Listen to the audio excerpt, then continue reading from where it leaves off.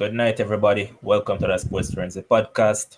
I'm your host, Levan. With me tonight, I have Shakes, and I'll be joined by a few other panelists in a few minutes or so. So, Shakes, welcome, boss. How things with you? I'm doing well. Sounds good. So, what better way to start it than that on a Monday we normally review the EPL, what take place over the weekend, and first up, that early Saturday morning we saw Arsenal taking on Newcastle. I mean, Eddie Howe was on the touchline for the first time since he took over as the Newcastle coach. Now, when you look at these two teams, Arsenal had a lot of possession in that first half, yet it was their keeper who kept them in that game. It was a brilliant save by Aaron Ramsdale. Since he has gone over to Arsenal, boy, the man just seems to be improving more and more and more. Transform is a But transformation. when I look at it though, Leon not why I'm talking about Lewandowski. I mean, Aubameyang paid homage to Timo Werner in that game because there's no way on earth you can miss that chance from right there. And when you look at the overall play, Shakes, I'm going to ask you about the game itself and then what you think about Newcastle chances. All right. There weren't many chances in the game. Arsenal had lots of possession, right? But they didn't really do much with it in the game. Um if I were you asked about the chances that Newcastle had, they were basically even when it came on to chances. It's just that Arsenal were more clinical on the day in terms of with Martinelli and Saka, right? You mentioned Aubameyang. My God, um, for a footballer that came over from Germany in brilliant goal scoring form, he has literally dropped off to the point where you really wonder, does it even make sense if he continues playing football?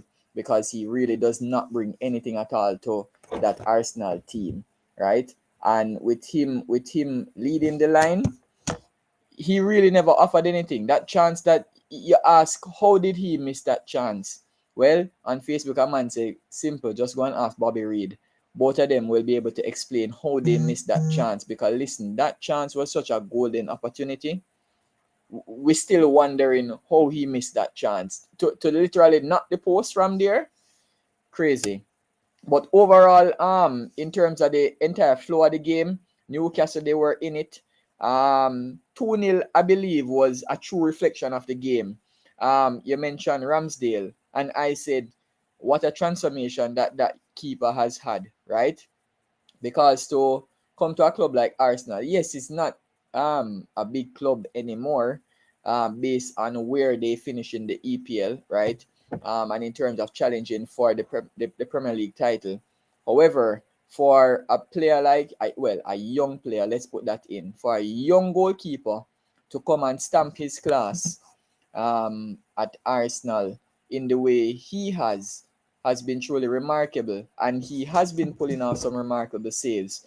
Um, the one against Shelby, my word, he was literally moving late because he did not see the shot coming in at first, and then to go full stretch and palm that over, right? With a brilliant, with a, I think it was a right hand, yeah, his right hand, right? It was a brilliant save. um, Outside of that, Newcastle huffed and puff. But as we said, Arsenal, they were just more clinical on the day. Brilliant interchange in terms of with Saka for his goal. And in terms of the half, well, it's really a volley because it came over his shoulder. So it's not a half volley, it's actually a volley that Martinelli scored. Was actually a well taken goal. I believe that the goalkeeper, though, Dubravka, should have come and put Martinelli off. Why? Because Martinelli was only doing one thing. He was only looking at the ball over his shoulder, right? So he literally never looked at the keeper while he waited for the ball to come over. So the keeper should have done a little bit more there. But otherwise, yeah, as a man just said, Newcastle can't defend. And if you can't defend, you're obviously going to concede goals. So as I said, Arsenal, they were just more clinical on the day. And of course, Arsenal had the better keeper. Easily. So before I get to Kims. Welcome Shanila Ellis. I say Latoya, good night, Latoya. Circadian Farb saying that let me hear what y'all saying so I can go change my tips. Um I say Christoph, big up yourself, Robbie Rich, Pepe Paul, say Gideon Grandison, I say Adrian Nicholson, I say Michelle, I say Vincent, and big up yourself, people on Facebook, and also the people that are viewing on YouTube. What I'll encourage you guys to do is that all of you that are currently on Facebook, jump on over to YouTube. This is where we want you to be. So jump off Facebook and jump over to YouTube. And Vincent, over 30 years now, you say one company thing, so I'll know me see you. Huh? All right, big up yourself to Nicholas Chelsea. Kims. Now, this Newcastle team, yes, they have rich owners and all of that, but they just don't seem to be clicking. And yes, they just have what, 2 games so far under the tutelage of Eddie Howe, one with him on the touchline. Do you think they have what it takes to actually remain in the Premier League, or you think that they'll be the richest club in Championship? Um, well, good night, everyone. Big up everybody in the comment section. Big up Shakes, big up Levon. Newcastle. All right, the next 3 weeks will tell me a lot about Newcastle because I think they play. If I'm not mistaken, I think they play some of the bottom why, but some of them teams, some of the base teams, some of the lower level teams, I think they play. So I think that will tell me a lot about them. But the way how they are playing football right now, they don't look like a team who want to stay up. They don't look like a team who have billion-dollar owners. They look like a team who just going through the motions, and that's what I'm seeing. But Newcastle have a player by the name of Jandra Shelby.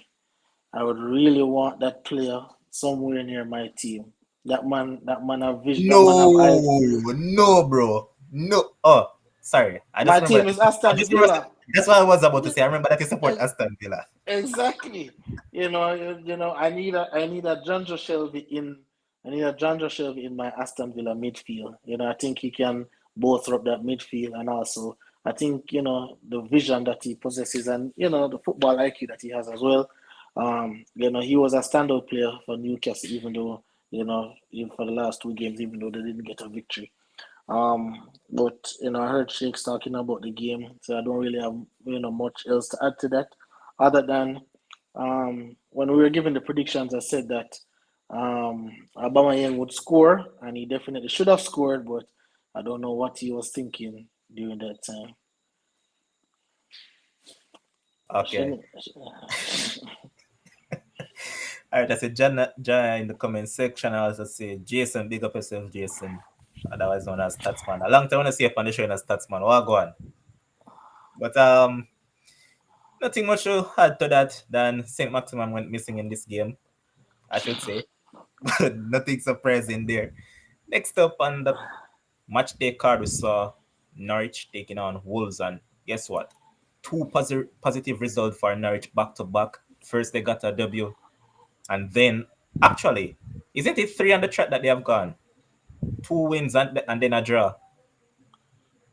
So yeah, Mhm. three positive results for them, and I mean, two under the stewardship of Mr. Dean Smith, and things are slightly starting to look upwards for them. And I don't know if Kim's jumped back on board now since as they have sacked that manager. So do you think that Norwich will pan out for the rest of the season?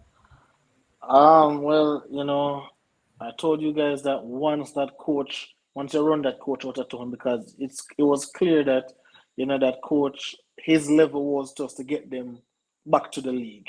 After that, he doesn't, he can't do anything else. We've seen it season upon season where he bring them to the EPL and then back down to the championship. Bring them to the EPL, back down to the championship. So I think Norwich front office did a great job of getting him out of town. Um, now I'm seeing Norwich playing. Obviously they're not world beaters, but I think the way they're playing football right now, I think they deserve to stay up. And I said that they will stay up. Now I believe they are still 3 points, from safety, behind Leeds, and I think it's Burnley. So no worries. The next 2 weeks gonna tell me a lot about Norwich as well, because I think, if I'm not mistaken, I think they have to play Newcastle. in some fixture, if I'm not mistaken. So that will be But I want to add to anybody. that two things. You know that actually they should have won that game against Wolves because Of they actually course. played better than Wolves, but just Mm-hmm. faulty finishing and boy, Timo Pukki just look a shadow of himself. Yep. Yep. That will be but I want to add to that. And if you Robbie, so but if you if honestly, if we really watch Norwich games before and now, we get it because under that coach, I don't even remember what name, but they weren't creating as much Parker. clear cut chances as they are creating now. So I think Dean Smith is doing a wonderful job over there. Sometimes, Dean Smith, I guess Aston Villa got tired of him. So sometimes you just need a new voice in the locker room. So he's a new voice for Norwich. So, I definitely think Norwich will stay up. Okay. Next up, we saw Brighton taking on Leeds. Now, before I move to that game, welcome to the podcast, Dima. Welcome, Robbie Rich. Big up on yourself. Big up, big up, big up, everybody. All right, so Shakes, we're going to look at this one now.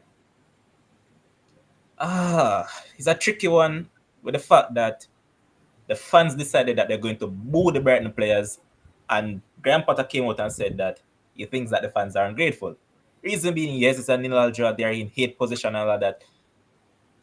Are these fans in Wonderland thinking that they can go higher with a team that has overachieved so far? Because if we're being honest, it's not a case as if Brighton is a top 8 team. So are the fans demanding too much from the man and they're just being ungrateful? All right. So let me say this about what you're asking. You see, when you give people too much goodness, at the end of the day, it will come back to haunt you, right? So that is all that is happening right now. You see, every time Brighton plays excellent football, let's just state that they play excellent football, right? Attractive football. They also get positive results, right? So when they look at the table, they realize, oh, Brighton is in ninth position. We are ahead of many of the teams that are supposed to be in mid-table, right? So the fans automatically, go home. Remember, they talk amongst themselves, right? Because they are true supporters of the club.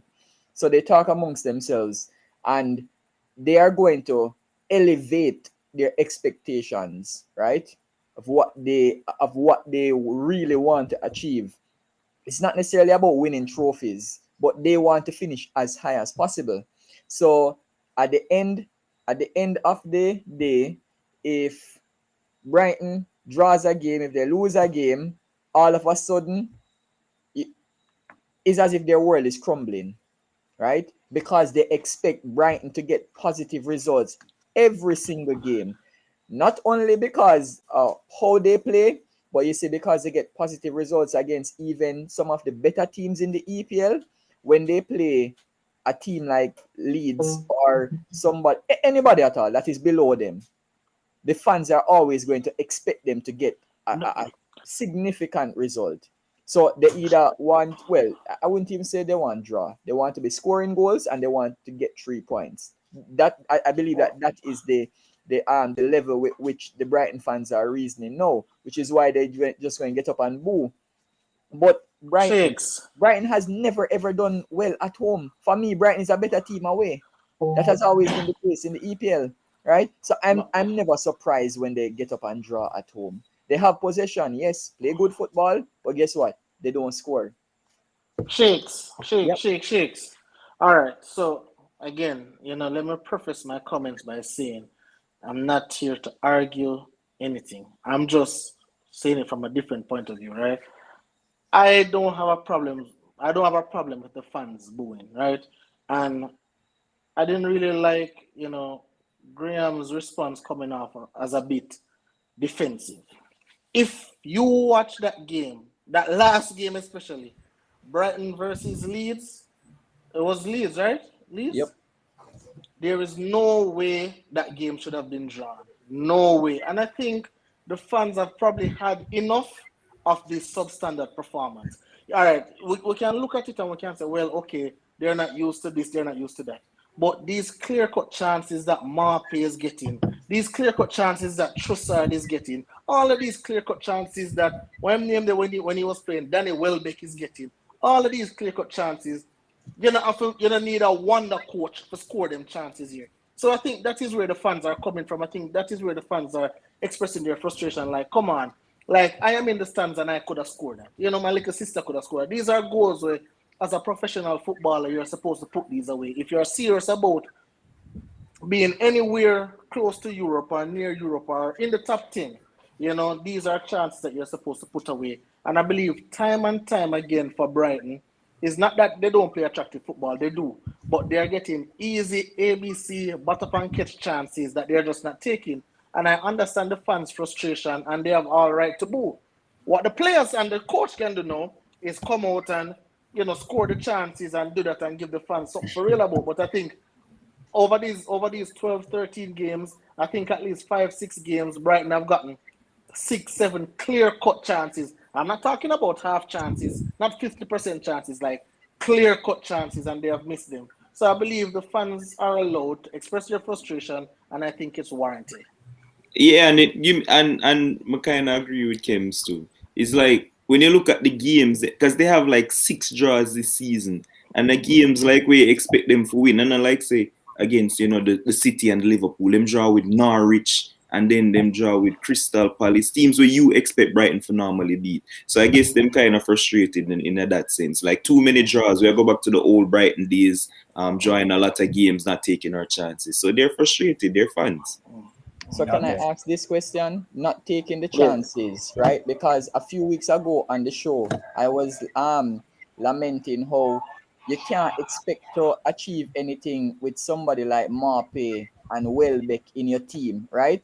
So isn't it for the owners to go out and give the coach, because he already plays a decent brand of football? It's obvious that he's coaching this team well enough to keep them in the position to have that many draws and that many wins, because they have more wins than losses right now, right? So if he can be getting positive results with these substandard footballers, just imagine if the owners had a little bit more ambition and they went out and got some players that are a bit better rather than players that are Shake, substandard. stick a pin right there. So I remember Robbie Rich and I had a discussion about a particular player that they were going after. Robbie Rich never wanted him to go to Brighton because he's saying that Brighton is too low of a club for the player to go to. It's a striker that is at Benfica. His name is Darwin Núñez. They wanted him. They went after him. And I think the owner came back and said that he's too expensive because Benfica are demanding like say around 25, between 25 to 30 million for him. They only wanted to offer 18. And that is the reason why they end up in a situation where Welbeck has been out for most of the season. He is always injured. Okay. Marpe on the other hand, Trash. Marpe lose form. He's garbage. So guess what? You have to Trash. rub the bench. Trossard is playing as a false nine, and we know that he's not a false nine, right? Nope. So when you look at all of that, yes, they have got What about the challenge. Argentina guy with the English name? Oh, Alex McAllister? McAllister. Yeah. Consistent, inconsistent. But you see, And, exactly. and Those when you players have Connolly, consistent, inconsistent. yeah, so Exactly. you see, So all of them. you can't expect those players to prop you up from say 9th to 6th, right? So you have to be realistic. The man is doing his best with what he's working with. We can't deny that. Well, Shakes, and again, what you're saying might be correct, right? But again, I've often said this: more than one things can be true within the same sentence, right? So what you're saying can be true, and what we're saying can also be true. But all right, so for example, like Marpe, right? Like he was on the bench, and the commentators alluded to where they say, now he's getting his chance to prove, why he deserves to play. And then, as them said that, so what my goal, him and God alone, and I don't know how the man. That was probably worse than Aubameyang goal. Probably worse than that. That was just so awful. And then Demo can respect this analogy. Demo in cricket, when you drop a catch, the ball just follow you everywhere you go. The ball follow him everywhere you go, and he's getting chances after chances, and then he's just not scoring. It's like Leeds say, we'll let him shoot. We'll let him shoot because we know him not gonna score. So, Shakes, probably January we can wait and see. I don't know, Brighton has a team. We have the bag of money. So probably, we can wait and see what them do in January because they have to make a move if they want to make a serious push. Thinking Because they about it, need you know that they actually have money though, because they got what they, 50 million for Ben White, right? And they haven't really Mhm. spent it on anybody. So I mean, they do have money.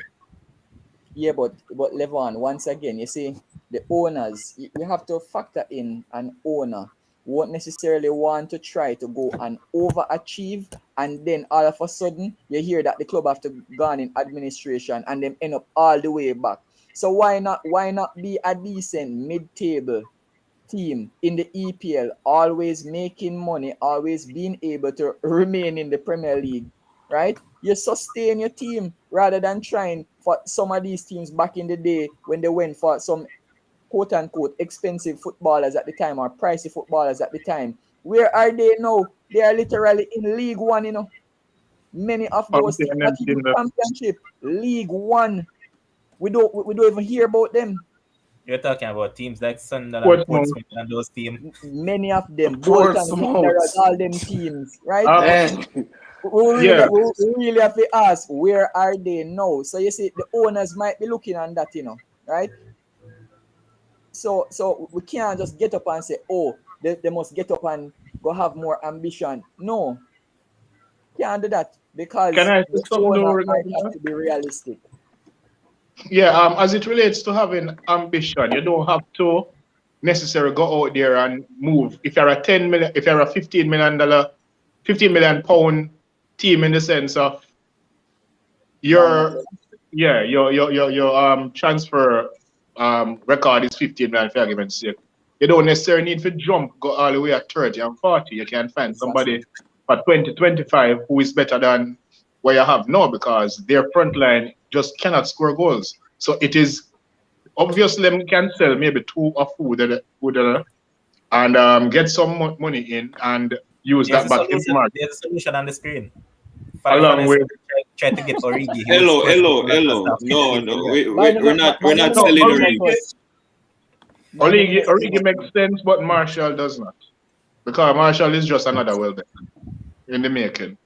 Yep. So yeah, they can do that, sell maybe a player or two that is underperforming and get in a better player, use some of the Ben White money along with the sale money. Because So every You're season, thinking about it, they don't every have Ben White season, money now. They don't really have Ben White money now because I think it's paid in installments. So they don't really get much oh of well, it. remember say you can buy in installment as well. So it's the Well, same thing. yeah. Yeah, but the other thing though, every season, the team has gotten better and better in terms of their league position. So you can match it that way in the sense that okay, he's giving us better placements every season. So each season we're going to step up on the transfer budget a little bit to match what he's doing. So they can do that. All all right. So right, I so see let the me people ask a over. question. So I see the people over on Facebook. I want you all to jump over on YouTube. That's where I want all of you guys to be. So just jump on over to YouTube and remember to like the video as you enter the chat. That is a rule, and you know it by now. Kims, go ahead. No, so I was saying, we're talking about Brighton selling players. I believe right now they should stop playing Mape because I think his value every game I think his value is going down more and more and more. And before you know it, they probably can't get anything for him because 7 mil. what huh? How much? 7 mil. 7. Yeah, a team from the championship we're buying for 7 mil. I remember, just So because you're not Premier League quality don't mean that you won't score a few goals in the championship. that is Like my true. man down there, we're out They for can, Brook. they can go for Ivan Solanke 20 right now. record. Mitrovic attack Ryan, but they can Which go of for it? Solanke. Solanke has been scoring for fun this season. It won't cost much. Solanke cost 25 million. Yeah, but Still. that value had fall a lot. And, Yeah, take So the not hit. now when he's scoring more. and let me say this lastly on the Brian issue and in terms of clubs like those. Some of these clubs, they can't really go after bigger transfer fees. Why? Because you're gonna have to change your budget, your wage structure, right? Because when you spend more money, it means that you have to pay more wages. So many times you don't want to start paying multiple players high wages. That is what lead many of these clubs into administration. True. I disagree, Jason. I disagree. I don't think Everton is a bigger club than Brighton right now. So to They are. say, you think They so? are. They are. Yeah. They In are. terms of what? By far. In By terms of Yes. far. what? Potter Like should get a prestige? better team. Potter Prestige, deserves. money, better He Everything. players. deserves a better team. Okay. Because All right. Kims, to be honest, Kims, you know that Brighton has a average bunch of players. Although Everton could be said the same thing, but as well Kims and Kims, Shakes and Ryan said, in terms of prestige and history and all of that, Everton is way above Brighton. So of course All it would right. be a Fair. bigger move. For Harry Potter, right? For Harry Potter, tell me, for some of the coaches in Germany, right, where they move up from smaller teams, how different is Harry Potter from what he's doing at Brighton right now? From what some of these coaches used to do None. at, It's just the at English smaller way. clubs. But thank you. But it's just Yeah. the English structure, right, that does not push these younger English managers, right? And maybe because him literally look like Harry Potter, why him can't go to um, a bigger club, right? Yeah, it happened to even Eddie Howe when he was flying with Bournemouth. Like them Yeah, Yeah, not man. transition them or nothing. yeah. As in people will go and go for a used up coach, an archaic coach, rather than try to give Exactly. a young coach. Versus in Germany or I anywhere used up, else hold in on, the no, I world, used up they push arcade you. coach who only coach a mid-table team at his best. Not one who used to coach a big four team. Those Facts. exactly. So they don't take the risk. It's not like Germany where Klopp moved from Mainz to Dortmund Yeah. and other players. You see other coaches move up, Marco Rose and those Yeah, type I of was just coaches about to move up point the out that rank. because people would said that at the point in time when Rosa moved from Gladbach to Dortmund, Gladbach were playing better. But guess what? Dortmund is a bigger club than It's a Gladbach. step Bigger up, club, yeah. yes. Yeah, Hmm. and some of these Yeah. coaches, they just need a chance. But the English structure, the English way, they ain't gonna do it. Yeah. Ridiculous. Yeah. All right. Next up, we saw. Wait, Levan. But I don't know if we actually talk about the game. But I just want to point out, big up Tariq Lamptey. I thought he was excellent. But for Yep. him own career, him need for go represent Ghana because him obviously not gonna get in the English setup playing right back or him have to go change him position. That youth brother, he was unstoppable on the night, causing a lot of problems. And big up the two goalkeeper him because I think they kept both of the teams in it. They made some good saves. So Ghana can go far in a World Cup next year then, man. Because what's not I can go join them. Hey, exactly. hey, what Hold a on, left though, back. Ryan. Before you wild about that, remember that they have a replay game to play, so nobody knows if they'll actually go there Oh, they got the sanction for that? Game sanction? against Against South South Africa. against South Africa. How that game The ended though? usual. They It had was one. 1-0 They won 1-0. with the Yeah. penalty. And South Africa appeal and won. Correct. Okay. Hey, Just hey, what a left back. What a left back for Leeds name, Oh, Junior Firpo. Firpo. Purple, Junior brother. Purple. Brother, that man have nightmare about Lamptey all night, all evening. The No, man a run him red. Daniel James did mash up, the manu, and then Daniel James got join the team the following week. Yeah. But he was actually a decent footballer coming up when he was at Real Betis. But from he moved to Barcelona, everything Yeah. has just gone downwards for him. But next up, we saw Aston Villa taking on Crystal Palace, and Roberts has been quiet from me has been on the live, so I'm going to give this one to him. Leon Bailey started. How did you thought he fared in his first game under Steven Gerrard? Yo, remember some mic mute. Yeah, Mike is not muted, sir. Oh, okay. What was the question again? Leon Bailey, what how did you thought they perform against Crystal Palace? Was expecting pretty much average, nothing rare class or so forth where people hype about, but that's a come from my injury. Some people take a longer time to get back to him them best and to support. He's not new league, so I give him some time. Nothing special. Okay. Kems, this is your Yes, team. sir. You spoke about John Shelby joining up with Aston Villa and all of that. Now, Mm-hmm. Steven Gerrard 2-2, cooking, Mm-hmm. good looking, get the better of Crystal Yep. Palace, who hadn't lost at home this season. So, Yep. what do you thought about that one? And good to see All right. Eze back as well. Yes. Mm. All right. So, um, I had to look which jersey Leon Bailey was wearing, if it was the Jamaica jersey, because That man was absolutely poor in the game. And this is what I always tell him, his little sensationalist fans, that, they post and say, oh, don't talk about Gerard dropping, see the ball at the end of the squad. And, I said, let's just watch the game. He was, he didn't influence the game at all. I think Gerard was giving him a chance to see if he would pick it up second half, and he was just very substandard all game long. We could have played without, could have been 11 versus 10, it would make a difference. But I'm not here to harp on Leon Bailey. Again, Levon, you mentioned it from the first time Steven Gerrard took over, when you say the wing backs will always have a field day, playing for Steven Gerrard. And, we saw, I think his name is Target, the left back. He was on the score sheet, and both him and Cash has been excellent. I know it's only 2 games, small sample size, but they have been excellent. And I told you from the last when we were discussing about the results. I said that I think Aston Villa is going to win this game, the exact scoreline 2-1, and I think that because Aston Villa, the way Steven Gerrard set them up, they don't have a problem if the other team has all of the possession. They're very disciplined. They're playing disciplined football, and they'll sit behind the ball and just make you do your thing, and then attack it on the counter and so. And Crystal Palace definitely had more possession, but they just couldn't do anything with the possession. And that early goal for Aston Villa, I think it kind of threw Crystal Palace off, and they really just never really recover from that totally. So Steven Gerrard 2 from 2. I think they call him Captain Fantastic over by Liverpool. Got that right. But he's now, he's given Aston Villa fans, something to believe in, something to cheer about. And, we can see immediately as him touched that Aston Villa side, they are playing his type of football.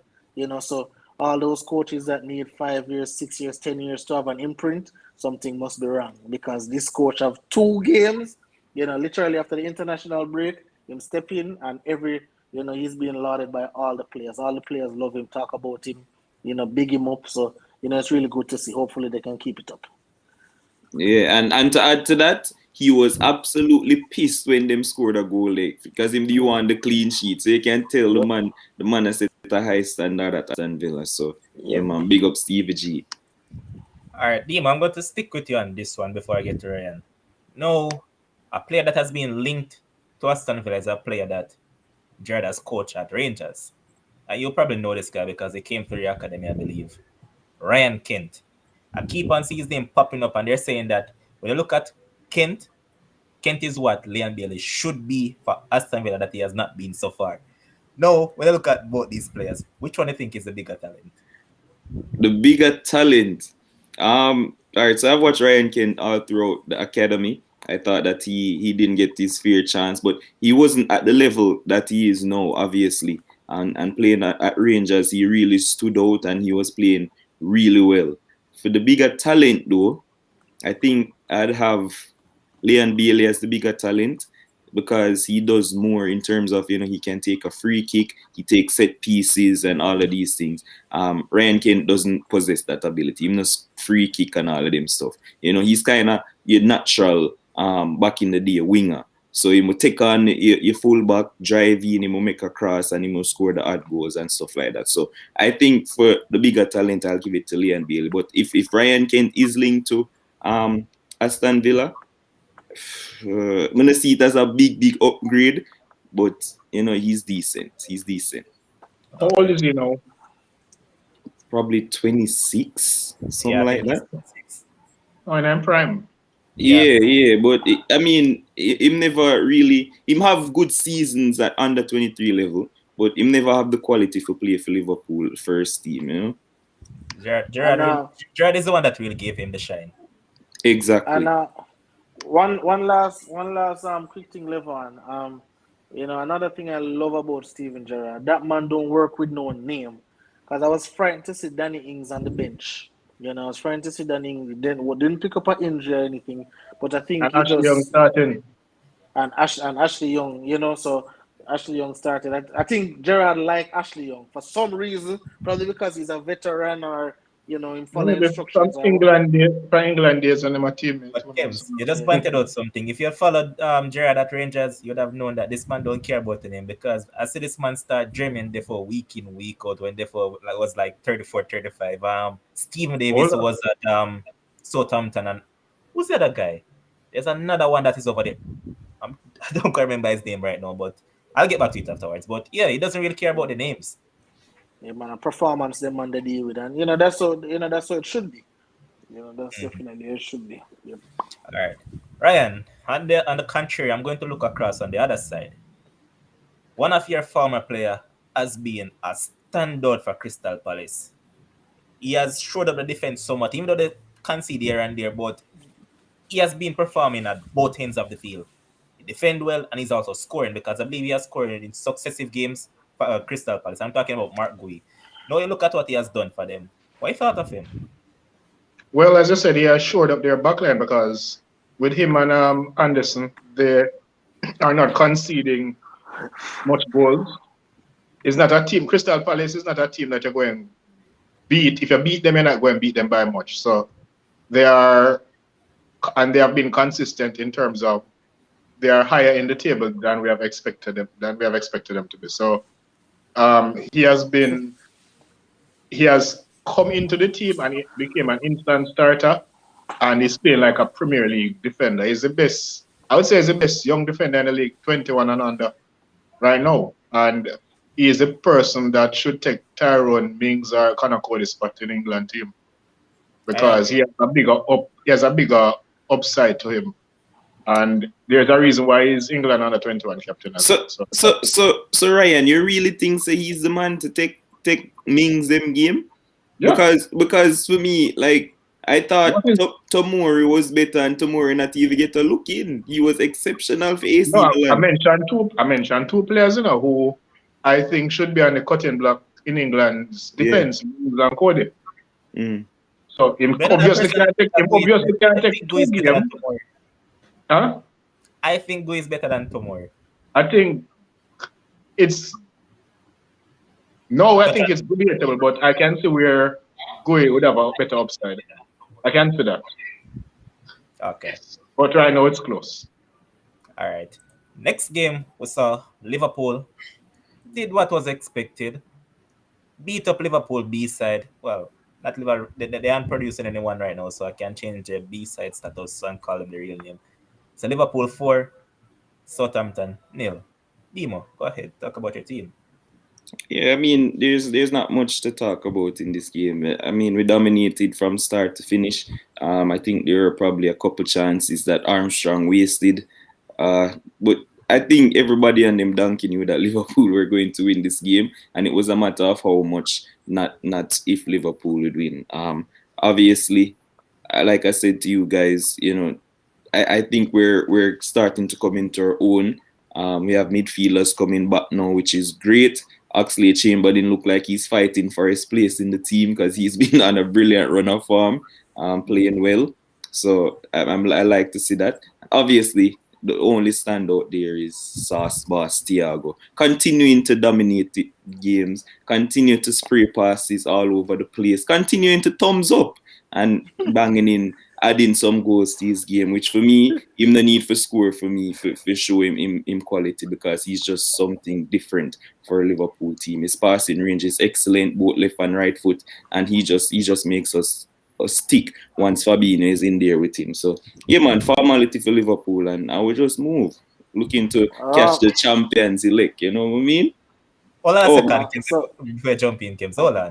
So, Robbie Rich, I heard that you said that Thiago is overrated and not good. Nonsense. Yeah. But tell you actually, man. Dima take it over Dima? Yeah.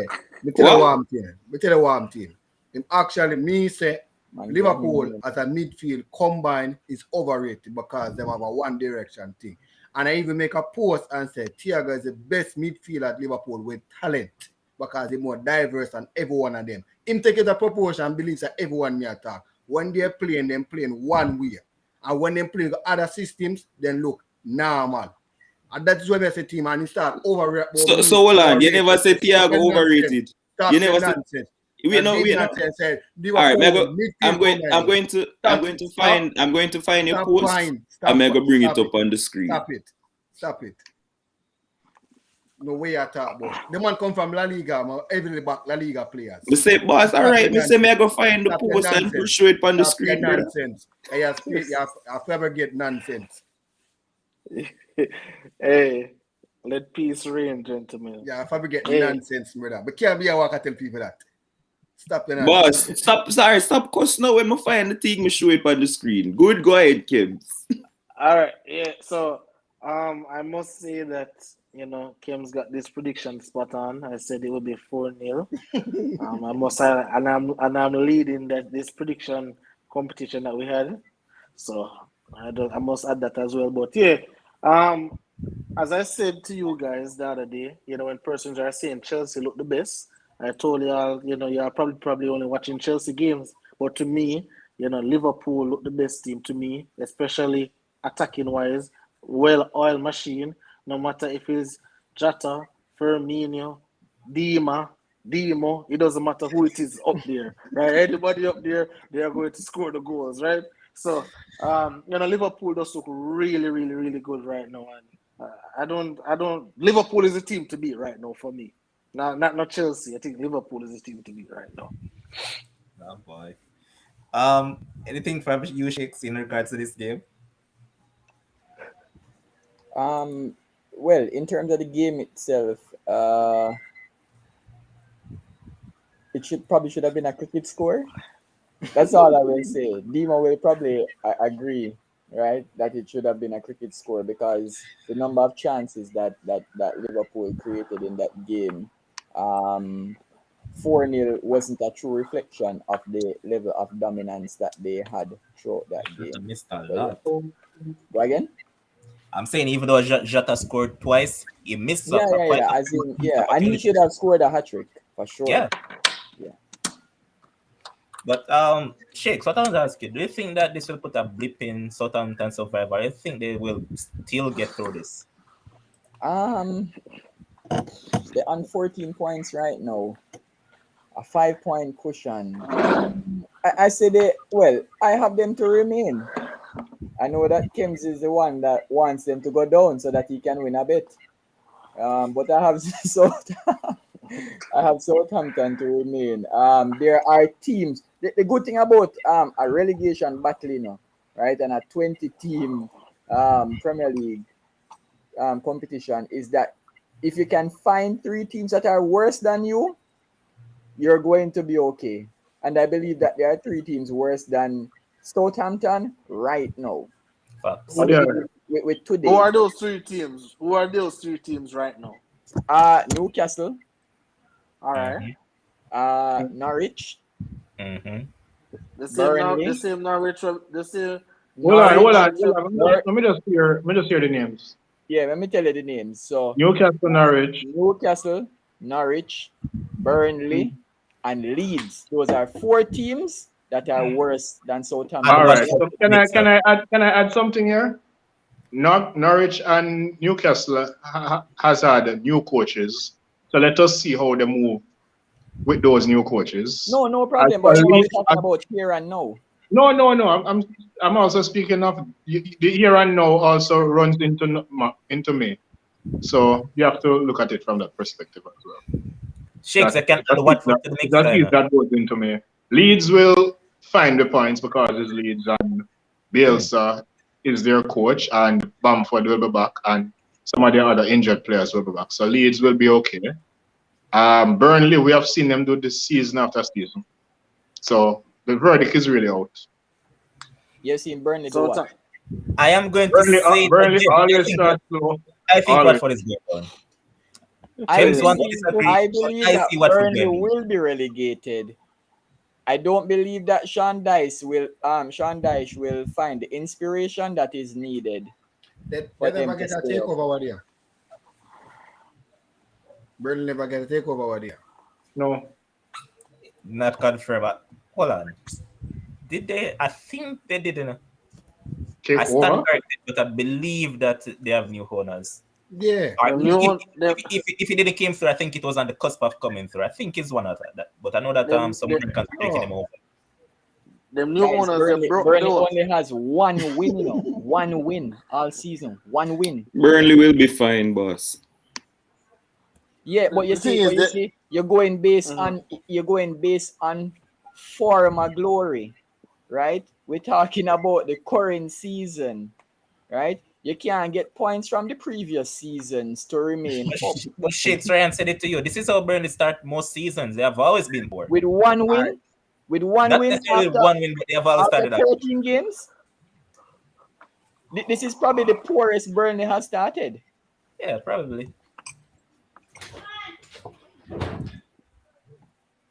But let's move on to the next game where we saw Brentford taking on Everton. Jesus, please give me a piece of this. May I beg you, Levan? Me, I beg you. May I beg you, my boss. All right, shoot it a shot. Thank you so much. Ask him in the Listen. private message, right? Listen. No, more ask him live on stream because Rafa Benitez, he's over there doing God's work, boss. Mission relegation Everton.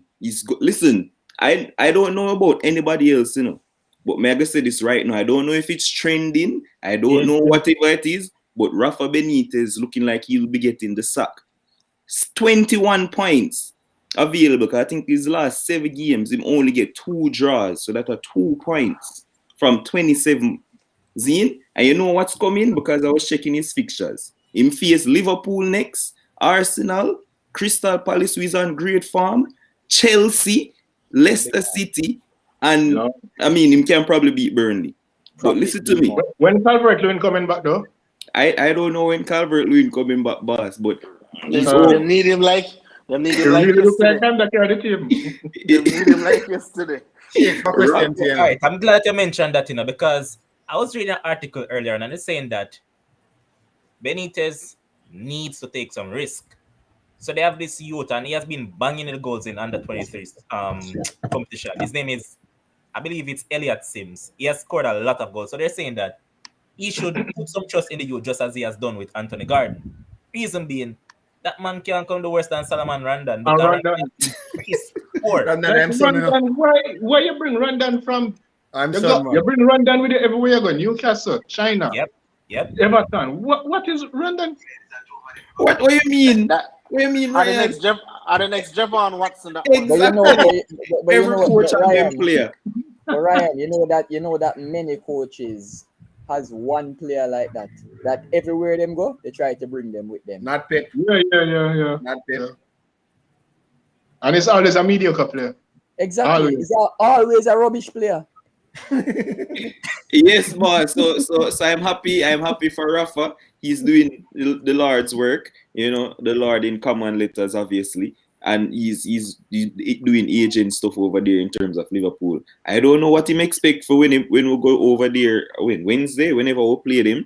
But my gosh, man, he's been on a horrible run of form. The fans are getting really frustrated. They never like him in the first place. Them put up with a couple wins earlier, but it was always split down the middle over that side of Merseyside. So I don't know if they're going to fire him before the next string of games with the Arsenal, Palace, Chelsea, and all of this stuff.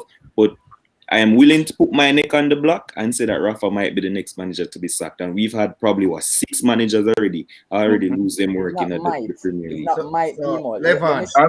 I remember when they had a run of games of winning when Calvert-Lewin was there scoring and Clems was saying the fans are singing Rafa's name. I told him that make them lose a few games and you will see the difference because Everton is always a team that is inconsistent.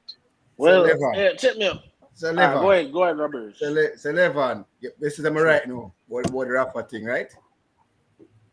What, that he's done? Yeah. I don't think he's done. I just think he's one of those people that is stubborn. I think he's done at the top. He's done, brother. Man done.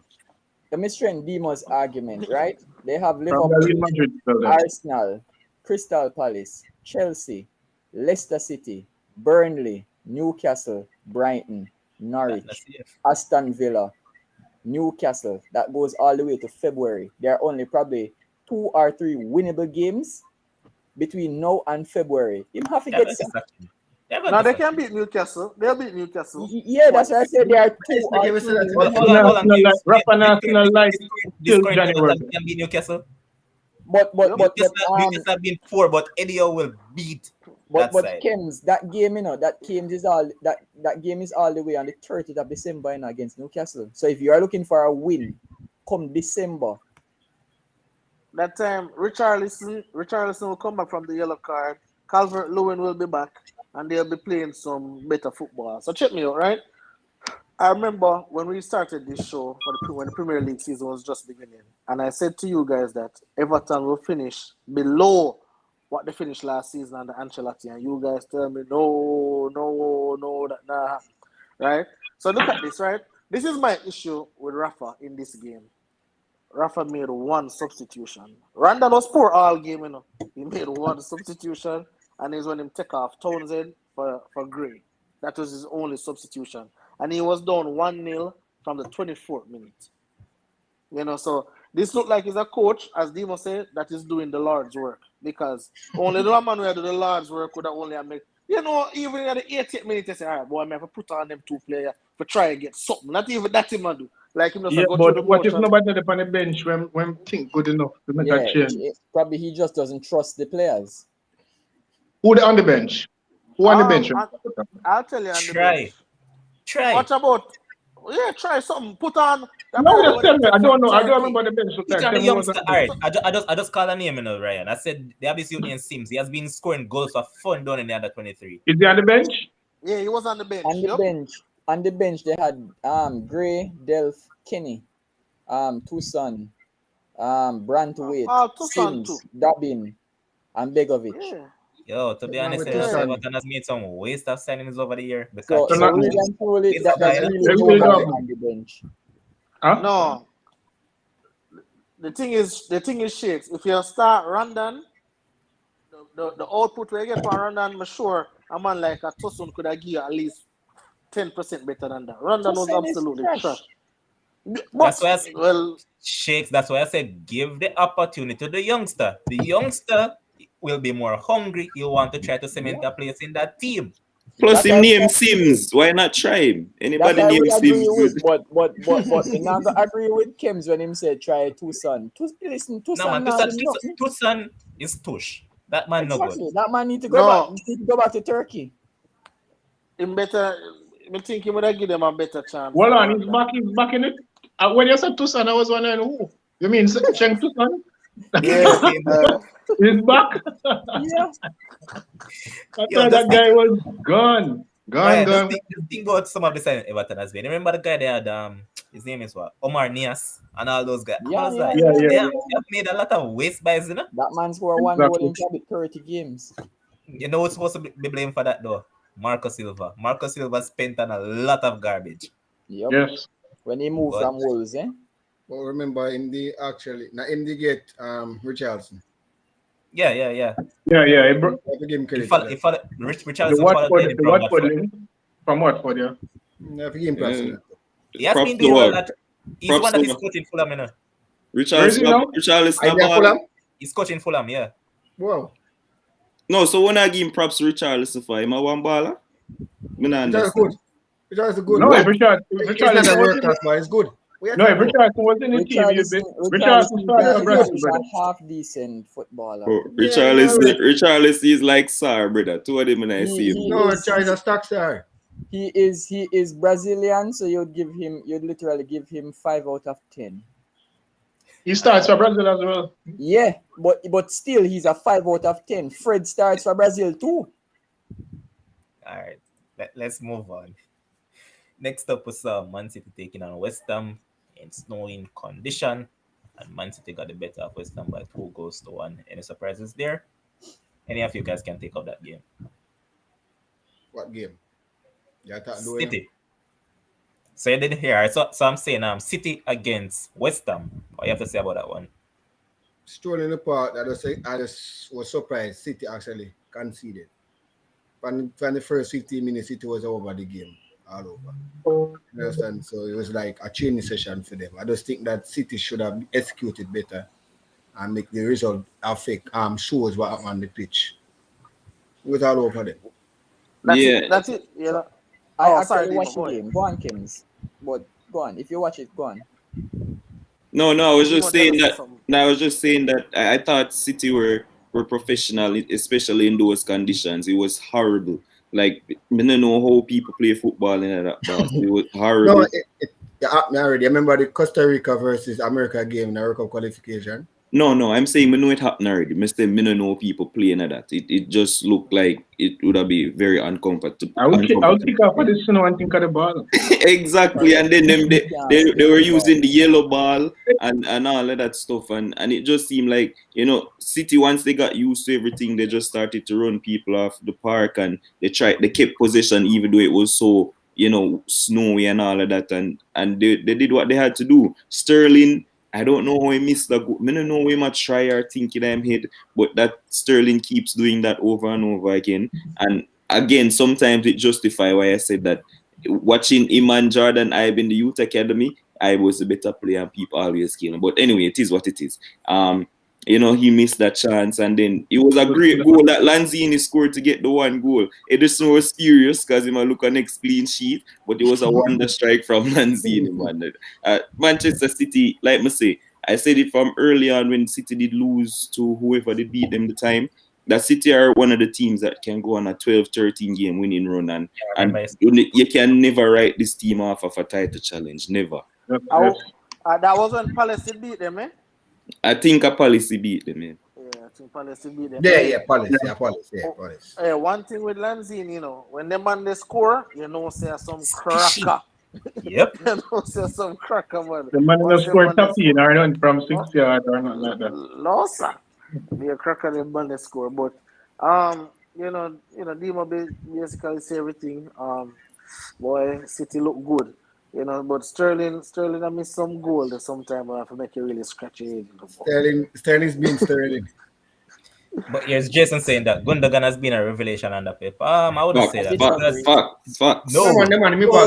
No. think of Yeah, it, man. let's go. Gundogan has always been quality for Dartman. It was Boss, injuries that stopped this man from reaching to the highest level. Gundogan has never been this good, boss. Never. Never been this no. good. Over the Like last 2 seasons, Gundogan has turned it around. It's just that. Exactly. Guys, Never the man been. has been the man has No. Regardless of what I'm doing for Dortmund, over the last 2 seasons. Gundogan, when he was at Borussia Dortmund, was playing at a very high level in midfield. Facts. Right? It was Facts. really 3 people in that team: Hummels, Robert, and Gundogan in midfield. That was his And time. Marco Rice.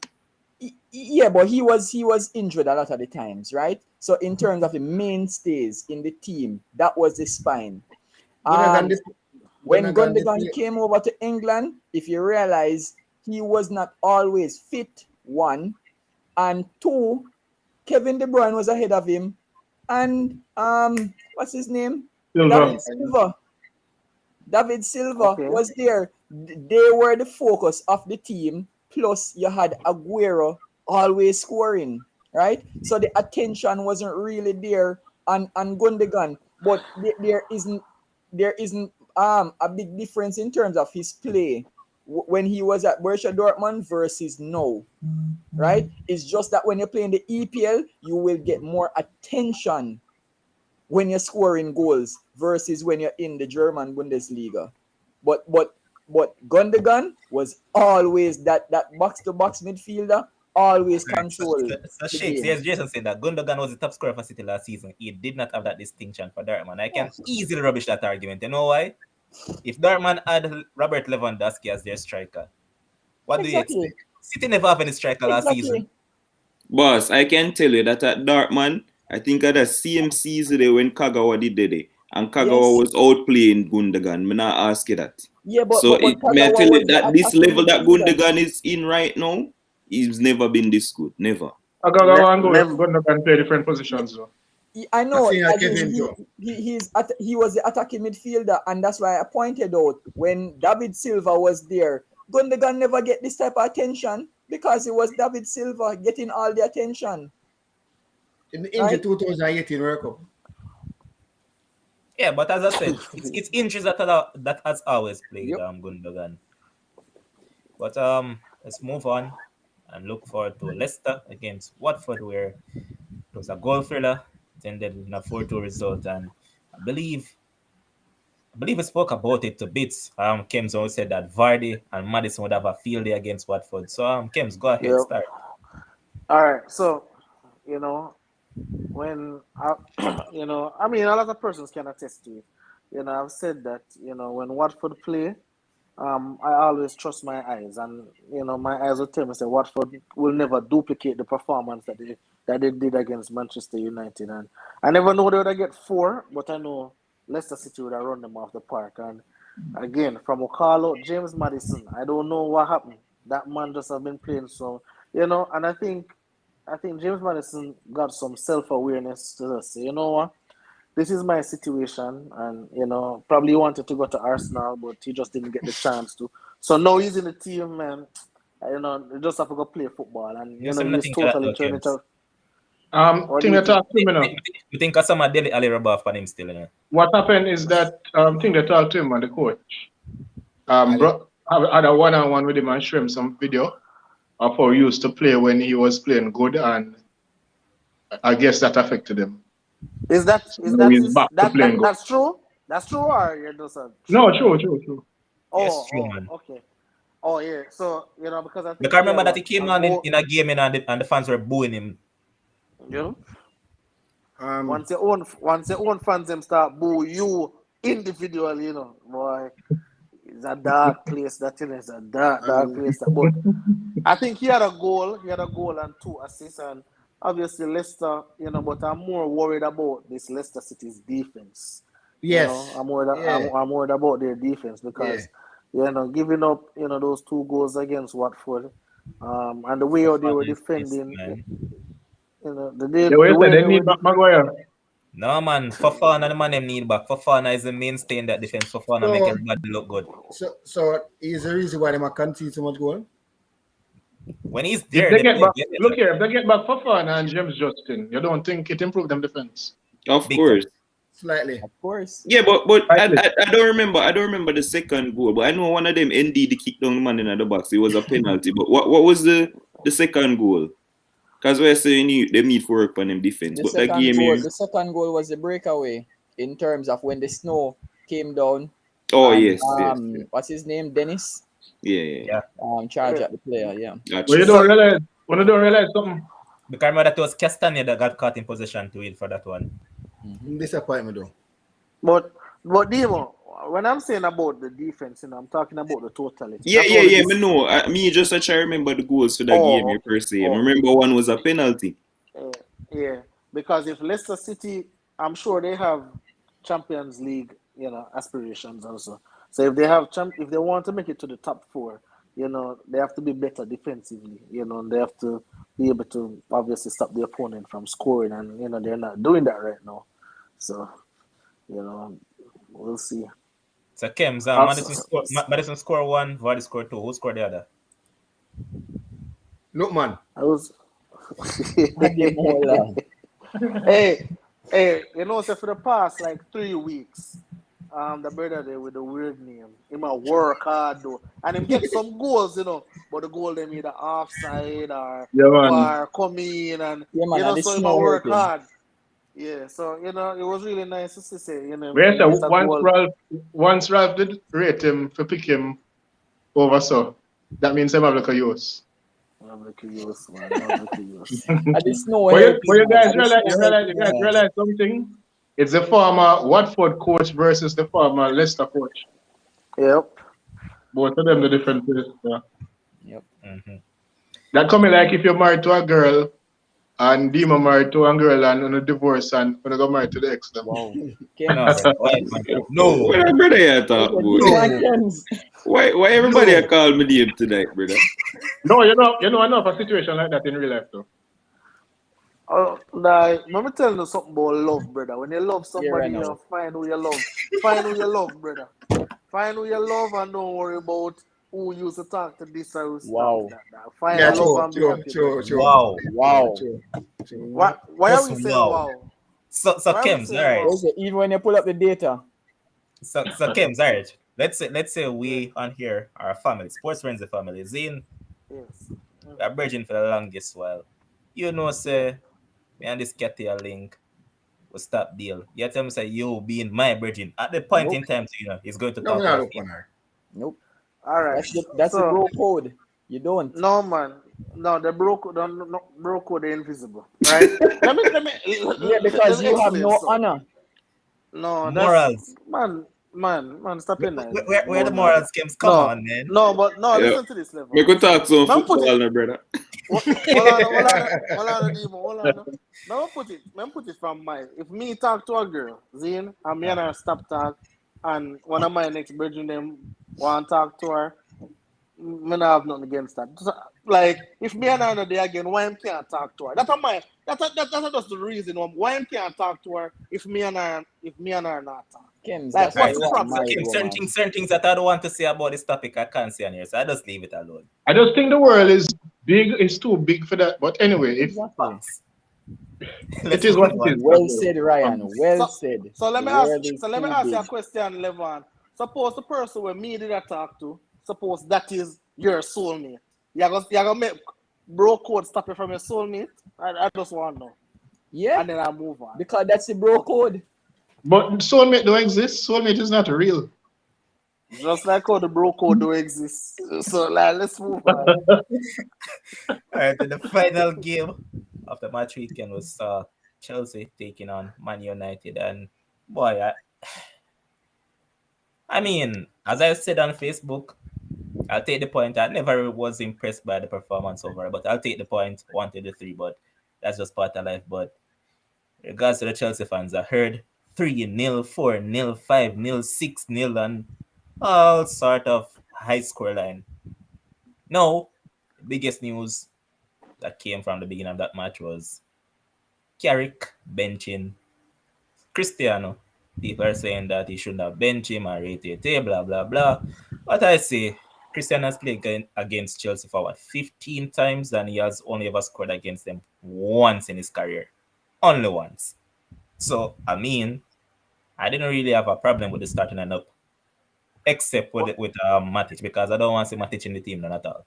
Well, But Levam, I know you're probably gonna go to one of them, man, right? But I remember a lot of persons were talking about Sancho. So, whenever we're ready for have the Sancho conversation again down the line, Yes, then we can have this. please, let us have it. Then, Let us have it. then we can Let have us, the please.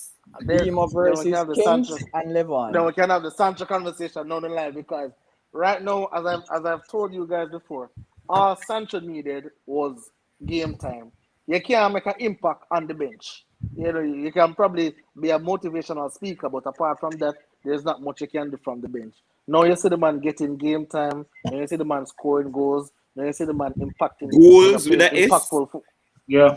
in the Premier yeah, League. Yes, the rest. What is man? Hold on, we're talking about the Premier League. We're talking about. Oh boy. Exactly. Anyway, come on, Bingo. People beat the man right across the board. They say he No, has no, been don't stop. scoring Don't, Champions don't, League. don't tell me Yeah. about. All right, No, Levon. do that. Levon. I'm a Manchester United fan, and I'm going to be objective. Jadon Sancho deserved the beating that he got. Exactly. Yeah, yeah, Right? cool. No Nobody can problem. deny that. Remember, we have to move from, he got beaten. Well, guess what? The beating continued and continues. All we can do is hope for the future, right? Because even though he has scored 2 goals in 2 games, all we can hope for, is that he continues to score because that's the only way he's going to Yes. improve his goals to game ratio, right? Yes. Because for a player that's worth that much and for what we are expecting, remember, once again, it's expectations. What we expect from him, he has not lived up to the billing. no, Yeah. How is he better no, than Pepe when Pepe no, just come? no, Everybody there beat no, Pepe. Like, we him do I no, think different we from have when no, guys Pepe just asking us come. too much different conversations now. No, it's only no, one we're having, no, Ryan. no, No, man, we're going to no. Pepe, we're going to that. Pepe, come on, man. No kind of disrespectful conversation they want to be more talk about some Pepe. Anyway, no, this is what I'm not like. We don't know. This is what I'm not like. We don't know. Like, and I guess I'm probably guilty of the same thing as well. But on a selective, we don't know, beaten, quote unquote beaten. But like I've seen players who adore, players who like, and then I hear give him more time, give this player more time, or this player now get enough game time and so. But all of a sudden, like I don't think any realistic person can see the game time that Sancho get, the conditions that Sancho was playing under, and expect him to live up to that price tag as soon as But he touch the league. stop talk about that. You never give Thiago no time. When Thiago just come back from injury, wait a say. But Wait Demo, a say. When him I get can compare, COVID, wait a say. I can use Wait your a one say. point detail in Demo. Because remember when we were critical of Navigator, you same one Demo came out and said that give the man time, the man not get enough game time. You yourself said that too. So you have to Well, just that's give fine. So tell Kems that too. Where Kems act like same So to do the same thing. Yeah, it's just like, but I that's just true. It's just like Navigator when Navigator come over, as in for his price tag, he was trash. all right, but let's be real now though. All right, cool. My thing is that people went to the extent to say that Sancho no good. That's the yeah. difference. Then say no good, waste of buy, and all of that. Yeah, which was a little bit premature. But if you realize we're not talking about that. So if you want to beat the other people for that, no problem. Yeah, but that's my point. That is what I said. People kept on lamenting the point about the man not good and all of that. In terms of the Well, game time that he got, yes, we can say that he should have done better, Should right? have. He should have, because again, it's not a case as if he's new to England conditions or Football. things that he grew up in England and all of that, Thank you. right? no, So but yeah, but Levon, wanna tell me say Ole can coach and Ole can get the he can best coach. out of the players. So Which was a big can't thing for we? me. I even said it on Facebook, Kims, on the Uh-huh. weekend that just imagine coming over from Germany, right? And having German coaches in your ear and having Ole just give you a thumbs up and say, hey man, you're doing well. That's it. Come on. No, just think about that. No, just think about that for a second. Right? And Ole never did do Can't him move manager to forward say that. as I a mean, young All player. right. Tonight is when I found out that when Sancho was in the Man City Academy, Ralph actually was trying to get him over to yep, RB Leipzig. Leipzig. Yeah, so I He has, think he has with been Ralph, chasing him for 4 years now. I didn't know that until tonight. So I think with Ralph, and I was thinking it before I even saw that Sancho would be the type of player that would do well under Ralph Hasenhuttl. Sorry, not Ralph Hasenhuttl, Ralph Rangnick. Yes, So and that's true. With that German is coach that the coming type of closer. the type of football that he plays? I think he will do well under him. So let us see now that he has a real coach, how he will transition. No, the Given true that And he's kept his assessment. form. No, the true assessment can be made. Exactly. So that's why I said he deserves the beating that he got. But now, with the new coach, with a better system in place, the real assessment starts here.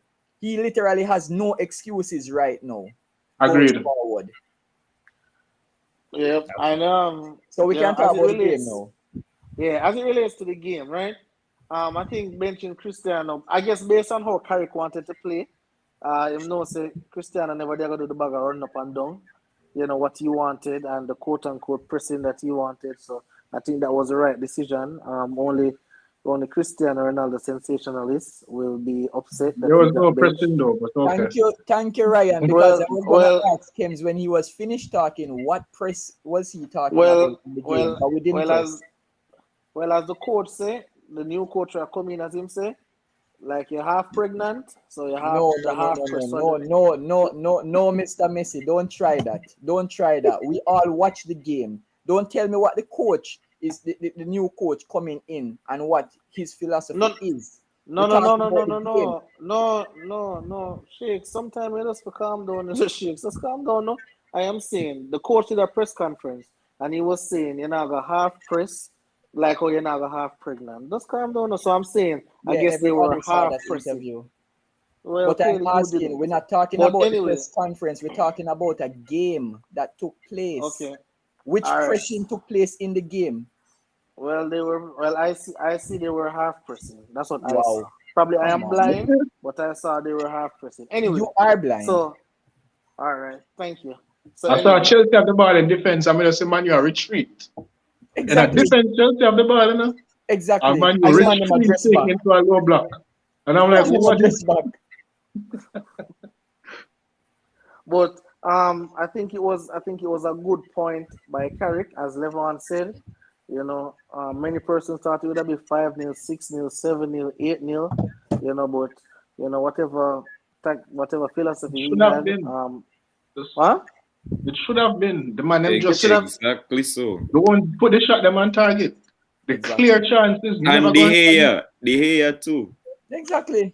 And the ones that went on target that's supposed to score don't kick good. Them kick straight Nobody in the business about that. They not score. or not far enough away I hear from fans him. criticizing how United set up. I mean, personally for me, I don't like it. I don't like how them play. But people cursing that, hey, United come to park this bus, that bus. They did Levon. Stop criticize opponents. If your team is good enough, you'll break down low blocks, whatever blocks team come with. Once you're good enough, you will do it. I hear that this is the champions elect. So if you are the champions elect, you are supposed to find ways how to get in the cracks and pieces. But they were exactly they were breaking them down. What are not talking about? So 15 shots at the goal, and where were the goals? No. The only problem was the shots were not. Where were the goals? On target. You could have taken 40 shots by my goal, and as long as I don't score. We're not talking about, brother. You can't just say I'm Man U fans. I'm not going to say no. No, not talk about it. Our play was horrible. Why don't start by saying that? Our play was horrible, horrific. We were playing that. Virgin, if Chelsea was putting away the chances that they I am created. ashamed to be Manchester United fan. You will keep on saying, Ryan. If. But the chances were created, you make it sound as if you talk about defending us and that as if you guys restricted us. You guys did not. We literally conceded 15. I've never watched a Manchester United game and see a stat come up. Chelsea, 15 corners. Manchester United, uno. One dege corner we had. That's a club that has no ambition. Hold on, Sheikh. So who is here advocating that United played good? No. Yeah, but you guys are berating Chelsea. The only thing why? Listen again. I'm going to use Sheikh. Hold on, Sheikh. I'm going to use your own argument, beat you. You said reason why people beat Sancho is because of expectations. Now Chelsea is the champions elect, so people expect Chelsea to put away those chances, and they don't. So that's why you're going to beat Chelsea. Yes, and that's what I said. But that's not that's why you were speaking as if Man U somehow restricted Chelsea. Exactly. And they did not. And I was the one. I was the one who pointed out. I was the one who pointed out. We created a lot of chances. We just did not take them. That is what you can talk about. Them not scoring had nothing to do with us. Exactly, Sheikh. Well, and Timo Werner. Hold on. The German Shane Long. Let me say it again. Chelsea not scoring had everything to do with them and absolutely nothing to do with us. Okay, all right. You know that argument don't make sense because they have made some saves and they have played some. Oh my God! Yes, Levon. So he made 3 excellent saves in the game. Fine. However, Chelsea had a myriad of chances. Other than that, so it was down to their poor finishing. Rudiger had no reason to miss that goal. And not Werner. Werner had no reason to miss the goal. He missed the goal and completely. That was the one that should have missed the goal and completely. That should have put away, and he didn't. The man missed the goal and completely. Hudson-Odoi should have scored. Rudiger should clear header. Yeah, Loftus-Cheek. I know what we're talking about. Go restrict. Levon, this is what we're going to start on this show. You see, every team who should have won the game or get all of the chances and didn't win, we're going to start praise those teams and say, well, hey, that had it's not about, no, you're going off on the wrong lane. This is not about praise. Kems, because we're not talking about praise. We're not saying Chelsea should be praised for missing chances. Exactly. Let me show you. The argument was that Man U restricted Chelsea, and that was a false narrative. Which is not true. Let me show you something, Levon. The coach, Carrick, right? Caretaker / interim. came out and said that he is proud of the boys in terms of how they performed. Proud of what? That's Proud of Carrick. proud of the fact that Chelsea missed all those chances. That's your let me standard, though, Because, Shakes. That's because the guess what? standard. no. For Well, me, I would have been proud if De Gea had nothing to do in the game. So I would be proud of that. Shakes. You know what I'm proud of? Yeah, I'm proud of getting a point from the 1 game and point. move on. Yes, I I'll take the Yep. point. I know, Yep. and listen, and every Yeah, Manchester United fan will take the Tenor. point, Levon. But guess what? We can't analyze the game solely from the Manchester United 1 point that we get. We have to Yeah, but analyze who Listen, it. did? No, who was analyzing Shakes, it from the 1 point? Come on, Shakes, let me show you you. guys are Shakes, listening. Come Shakes, on, man. Shakes, let me show you why Carrick. Well, I can see why Carrick is happy with the performance because Carrick was one of those coaches on the bench where witness a 5-love, where witness a 4-1. So in this, I think Carrick was more talking about the end result. I think he was talking about Yep. getting 1 point, getting 1 point from this game. No one really expected that. Everybody really gave Chelsea that 3 points even before the whistle blew, and he got 1 point from the game. Regardless of how the team played, we got 1 point. And when we look, we're going to see 1 point. We're not going to see, oh well, hey, Chelsea Yeah, had but you 20 see, shots and boy, them should have given 20-0. I'm So it was sorry. 1 I'm sorry. point. but Me just you ask a see, question. Ken, Shakes, as a yes. fan base, they talk like this when Mourinho they do the same thing. Like they talk so. So glad when come away with a point and play that style. Me just I'm ask. glad. So you see, somebody put it in the comment section that you see accepting mediocrity. Me always say it. I always say it. We accept mediocrity too much. So everybody glad for All the right. 1 point. And Right? again, me go come Yeah. argument, Shakes. We beat Carrick and say Carrick them a clown and them are no coach. So if you get a point from Carrick, you just say yes, you get a point because you don't expect Ex- nothing from him. So come on, Shakes. It's not Exactly. that you So what? accept So hold on. So like that. you're telling me I should praise him for the 1 point? All right. Shakes, where did you hear me Nobody's No, say you saying should no, praise praise. Shakes?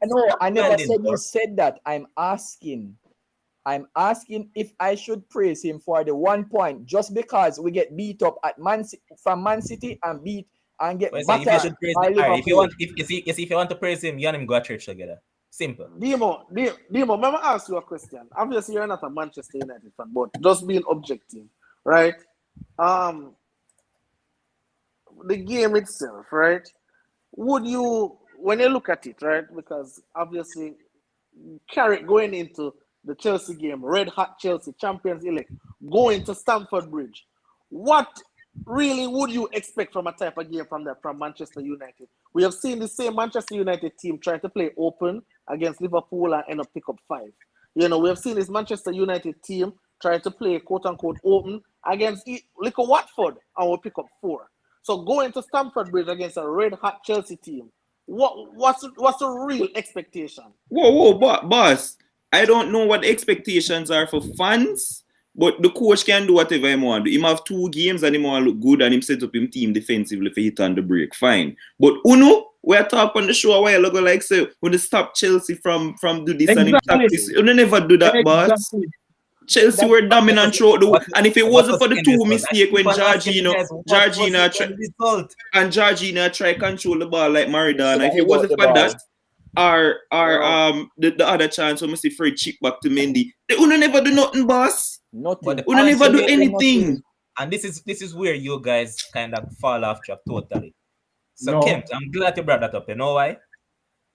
When we played against Villarreal the other day in Champions League, Villarreal absolutely dominated United, right? Yep. So if Villarreal can dominate them and Chelsea, who is the Champions League, what do you think I expected? I expected Chelsea to dominate United. No, But they did. they did. But what was the end result? That's what I keep on asking you. What was the end result? Why you talk about the end result when you just mentioned dominate? Demo Levon, and that's when you Ryan, open your they weren't conversation. arguing the end result, Exactly. All they were saying is that the way you guys make it sound when you Exactly. just started talking about Manchester United is as if, Manchester United set up and they prevented Chelsea from actually playing. And Yes. I'm saying that is false. That's the thing. You guys probably misinterpret what we said. All they were saying is that Chelsea had countless opportunities to Shakes. score goals. Shakes, don't put it this way. That's You all see, we're for me, Man City game was more dominant of a display than Liverpool, even though the end result was worse. That's Correct. all, man. I Say agree. City dominated Manchester It was United, a and it was literal on the end. The end result. statement. The end result was only 2-0. We never Yeah, but dominated, Yeah. that's the but it point. was Them 5-0. City beat United. All Yeah, right. Chelsea but never beat them. Chelsea That's the point. dominated the game. What But was they hard to don't win. understand? Oh, All man. right. All right. I remember a game. I think it was last season where we had beat Manchester City. I think 1-0 or one of them things. And I don't remember if it was last season or season before last. And Man City absolutely dominated the game. But at the end of the day, we get 3 points. And on consistently tell me on this show, say it's a results business. That's what you tell me, say it's a results business. But So when I say whether result, yeah, Exactly. so The man allow them not saying yeah, that. so we still can analyze the game, Kems. Exactly. I mean, And that is what they were doing. No, but Uno gonna say Manchester United look awful and all of that. Of course, But they But they did. were. but I think Carrick has Carrick himself knows a boy. This Chelsea team way better than my team. Boy, that Chelsea coach way better than me. Boy, if I get a point out, that coming like 3 points. That coming like 6 points for Carrick. What Carrick get the other day. That coming like 6 points to him personally. So I don't have any problem with it. Obviously, we don't want to see Manchester United play better If I because was of a a Man big U club. fan, I would have a problem with getting a point either. Okay. But at the end of the day, Uno play awful. And Okay. So who is and it arguing is against that? you. Yeah. All right. Man, stop foolish. That's Ryan, what you Ryan, started off. Don't get me upset, Ryan, man. how many That's games? what you started Ryan, off by saying. Don't piss me off. I had no point in Oh, them. I never said you're anything pissing about off it. yourself. Levon, Because I tell the you point was Point that started in from time beginning. that I you ever and stated that Man United Kems, played good. you and Kems made it look like Manchester Exactly. United restricted Chelsea. Exactly. That is all the man we them can't. say. No, When I you start thought, come but out what on is the the end feeling, result? What is the end result? Like, come say, out on what the about what you that? feeling, mean? come out on the What you feeling. mean? Yo, the man, You know, all you the know, man them say. you know, say if Skipper was a person with a few guys would be because you know why? Here I know. He's saying, look at the end result. The end result versus our team play. Two different arguments. Nobody knows But the team never Levon, play off. they weren't arguing. They weren't All arguing right. the end result. All right. I'm going to circle this game. Right? Chelsea dropped 2 points in this game. I'm going to circle this game, and then we're gonna get back to it at the end of the season. Yes. And then we're gonna say, boy, I'm want the Chelsea fans and want to continue lament say, boy, we dominate Manchester United. Oh God, we have No. I don't know how lamenting the Georgina fact. missed. We I are don't know how lamenting this the person fact. missed. No, you can't. That don't make no sense because we are lamenting the fact. So we dash for 2 points. We've been lamenting that. James, And that is what James, me can ask you something? sorry, go ahead. Yes, sir. Have you ever come on this show and said X team never deserve to win because them never play good, and the other team play better than them? You ever come and say that? No. Never. Yeah, I've said that. I've said that against Brighton and Arsenal. I've said that. Say Brighton dominate, so them deserve to win. I said Brighton deserves to win, Even though them but lose. however, They drew. they drew. Or They drew, yeah. right? Mm. Yeah, but okay. But what? Again, there's a difference because if you look at Arsenal and you look at Brighton, I mean, many persons would say, boy, Arsenal are the better team, right? Arsenal are the better team. But when you look at Chelsea and you look at Manchester United, obviously Chelsea is miles better than Manchester United from top to base, right? Chelsea is better. So all Manchester United fans are saying is that we are happy with the point. We're not happy with the style of play. We're not happy where we go. We're just happy We with should the have point. start with That that is it. and end with that. Exactly. That's all I said. Yeah, put it up, my boss. Big money, journey, They weren't please. arguing. They weren't arguing that. And that's a lie. That's a lie that you guys are telling because I started off by saying that I'm happy with the draw that we got. That is what I said. Happy about the point. Yep. Argument closed. Move on.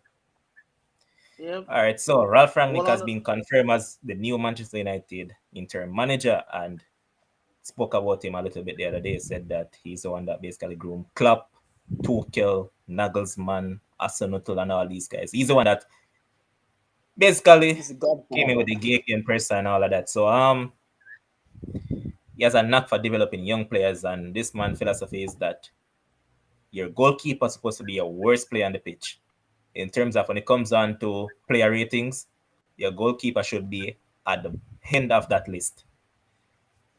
Basically, what he says is that sideways passing and backward passing is a no-no in his style of football. You don't want to see that. So if you lose the ball, try to win back the ball as quickly as you possibly can. And he actually gives you a particular amount of seconds within to try to win back that ball. And this is why his team always tend to score a lot of goals and they have a good turnover in their teams. And looking at Chelsea right now, I'd give them Anthony Martial and take Timo Werner, since as this is the man who got the best out of Timo Werner, so I think he can take him up again and get him to that height again. But can start with you, Sheikh. So I think about the appointment. Oh, I am elated. My God, we finally have a coach. My God. Oh, I have yearned for a coach at my club. Like, honestly, like they had to reach to the like sink like the Titanic for them to realize that, oh, the big iceberg was there in the way that we could never get over. Like, my God, man. But guess what? Rudolph, Mr. Ralph, the red-nosed reindeer, is here to save my club. Like, literally, save my club. And why I say save my club? Yes, he is the interim manager for 6 months. But guess what? So the fact that he's going to be there for at least 2 more years, it means that the club will have structure. I've been begging for the club to have proper structure, right? Don't just go out and buy waste ballers, right? Don't go out and buy fridges for 80 million, right? And hairstylists for 80 odd million, right? Buy actual footballers that you can actually see, develop, work with, implement strategies. That is what a real club with a real manager slash real sporting director, right? Somebody with the football know-how, right? And you see, because this man has basically been the mentor or implemented a particular strategy in world football where other coaches, whether you say they have adopted it and probably put some tweaks to it, but at the end of the day, they have been successful in club. Even Hasselhouten at Southampton and Tuchel, right? All of them have come up and been good coaches. The only fear I have, Levon, and I will state this, is the fact that Michael Carrick is still there. And I don't want Mr. Ralph to go and teach Michael Carrick, and then the Glazers all of a sudden think that, okay, Michael Carrick can suddenly become the coach of Manchester United at a later date. I hope that Sheikh, does stick not your pin, happen. Shakes, right there. So in his consultancy role, right? Yes, He's the one that is basically given the task to select the next manager. I know. So I don't And that's think and that's why I'm hoping. I am hoping, because remember that Mike Phelan is still going to be there. Michael Carrick is still going to be there. Ralph actually gets to bring over some of his coaches that he wants. So it will basically be if you want to call it a choir, right, of coaches at Manchester United, right? So I don't want to see Darren Fletcher. I really don't want to see Michael Carrick, because listen, for you see, when it comes on to coaching, Levon, I believe that it's just like education. You have to start from kindergarten and make your way up. You don't just drop in university just like that. It don't matter your age. You don't just drop in university. You're supposed to graduate step by step, right? But as I said, I am elated with the German. It's a long time I've been begging a German to come to Manchester United, because everybody always talk about, oh, man, you have a particular way of playing football. We have a particular culture. Hey, guess what? It's actually 2021. It's a new age in terms of football. Why are we still living in the past of Sir Alex and Sir Matt Busby? We need to move on. So many other clubs have moved on and have been successful. Why should we remain in the past and say, oh, because we used to win with that? That doesn't mean that if we get a coach that comes and implements what we used to do and how we used to play, that doesn't mean that we're going to be successful. So sometimes you need new ideas. You need a new structure, right? You just need somebody new. And as I said, I am elated that he is there, because now I can say all of the waste men will be weeded out. I don't have to wonder. All the waste men will be weeded out. A lot of players will end up on the bench. When they are not performing, they won't just get picked because they were bought for huge sums, or they won't get picked because they are so-called big names, right? And for certain players who we know that they have potential, when you get a coach that can actually coach, the sky is the limit for those young players. I hope that Jadon Sancho reaches higher. I hope that Marcus Rashford grows a brain. I hope that Mason Greenwood continues and becomes a monster. Right? Those are three players that I want to see. Why? Because they are young players. Right? I would love to call Scott McTominay's name, and probably the German can implement some German motor in his body, right? To just change his style of play and make him actually be able to play football. Yeah. But I would say those are the four players that I really want to see working with this new coach. The defensive line, boy, what can I say about the defensive line? Scrap them. Big X. Throw them away. Throw them away. Luke Shaw, squad player. Harry Maguire. I posted on Facebook. Loan him out to the 80 parts of the globe.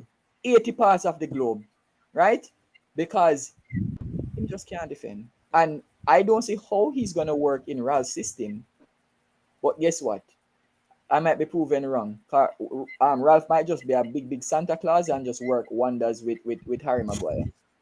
But I would love for him to be shipped out. Okay. All right. So Dimo, your coach has paid homage to him because you know that it's basically his style. A lot of them kind of copied in a sense. So, what do you think of Rangnick as a coach? Yeah, so when I heard Klopp came out and said that it's not good for the league that Manchester United got Ralph, start to dig and see what. I mean, I don't think he has no major claim to fear coaching wise in terms of winning trophies and accolades. But Sheikh said it in his long rant. Well, not rant, in his excitement, the word structure. I think that's one thing that he will bring to this club. And I guess that's one of the things where Klopp fear as well in terms of the style of play. But the structure that will be at Manchester United will be different, and the organization will be different, especially when he gets into the consultant role. I think that's more dangerous than him as a coach per se. I don't know if the person I go happen because Cristiano Ronaldo, I don't know if him as a presser and Bruno Fernandes and them. I don't know if that's going to work or whatever. But I know that the structure wise, because he did some work at Leipzig and I think Gladbach, if I'm not mistaken. I don't know if it's Gladbach. Some other German time. Where? Schalke. Yes. Hoffenheim, Schalke, Hoffenheim and Leipzig, I didn't know about for sure. And obviously you see the structure where them have and stuff. And boy, it's really dangerous, like Klopp would say, if they get that structure for Manchester United. And honestly, every time he used to come, we want honesty and things don't change. But I don't know if I want to see Manchester United back to its former glory. But I'm hoping that it doesn't happen anytime soon. Probably give them a next 3-4 years to build that structure. So All right. So before I move over to Ryan, it is said that he gets instant reward whenever he moves to a club because I think he took over Hannover and immediately they were promoted. He took over Schalke and immediately they were promoted.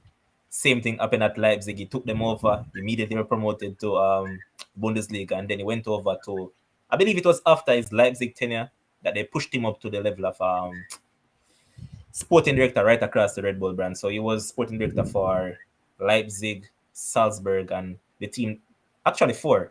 He was also the director of the club over in US. What's the name again?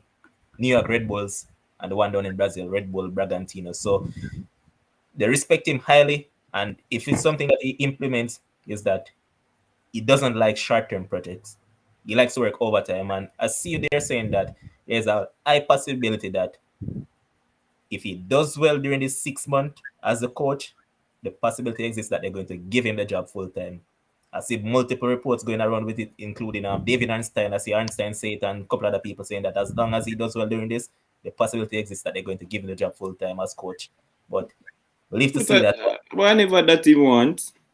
Because in the Yes. contract, he want the consultant role. I think that was his main thing. Maybe that was the Good job. secondary thing too. You can negotiate two ways now. Yeah. I think he did that. I think he did that demo because he He didn't wanted just want an stability. interim job, right? Yeah. Because that is what Chelsea was proposing to him, to And just him give him say the to be an interim, interim and be a lame duck. and then he would be gone. Okay. Yeah, He didn't yeah. want to come to Manu and or interim and then gone. So what he did, secure that consultancy role.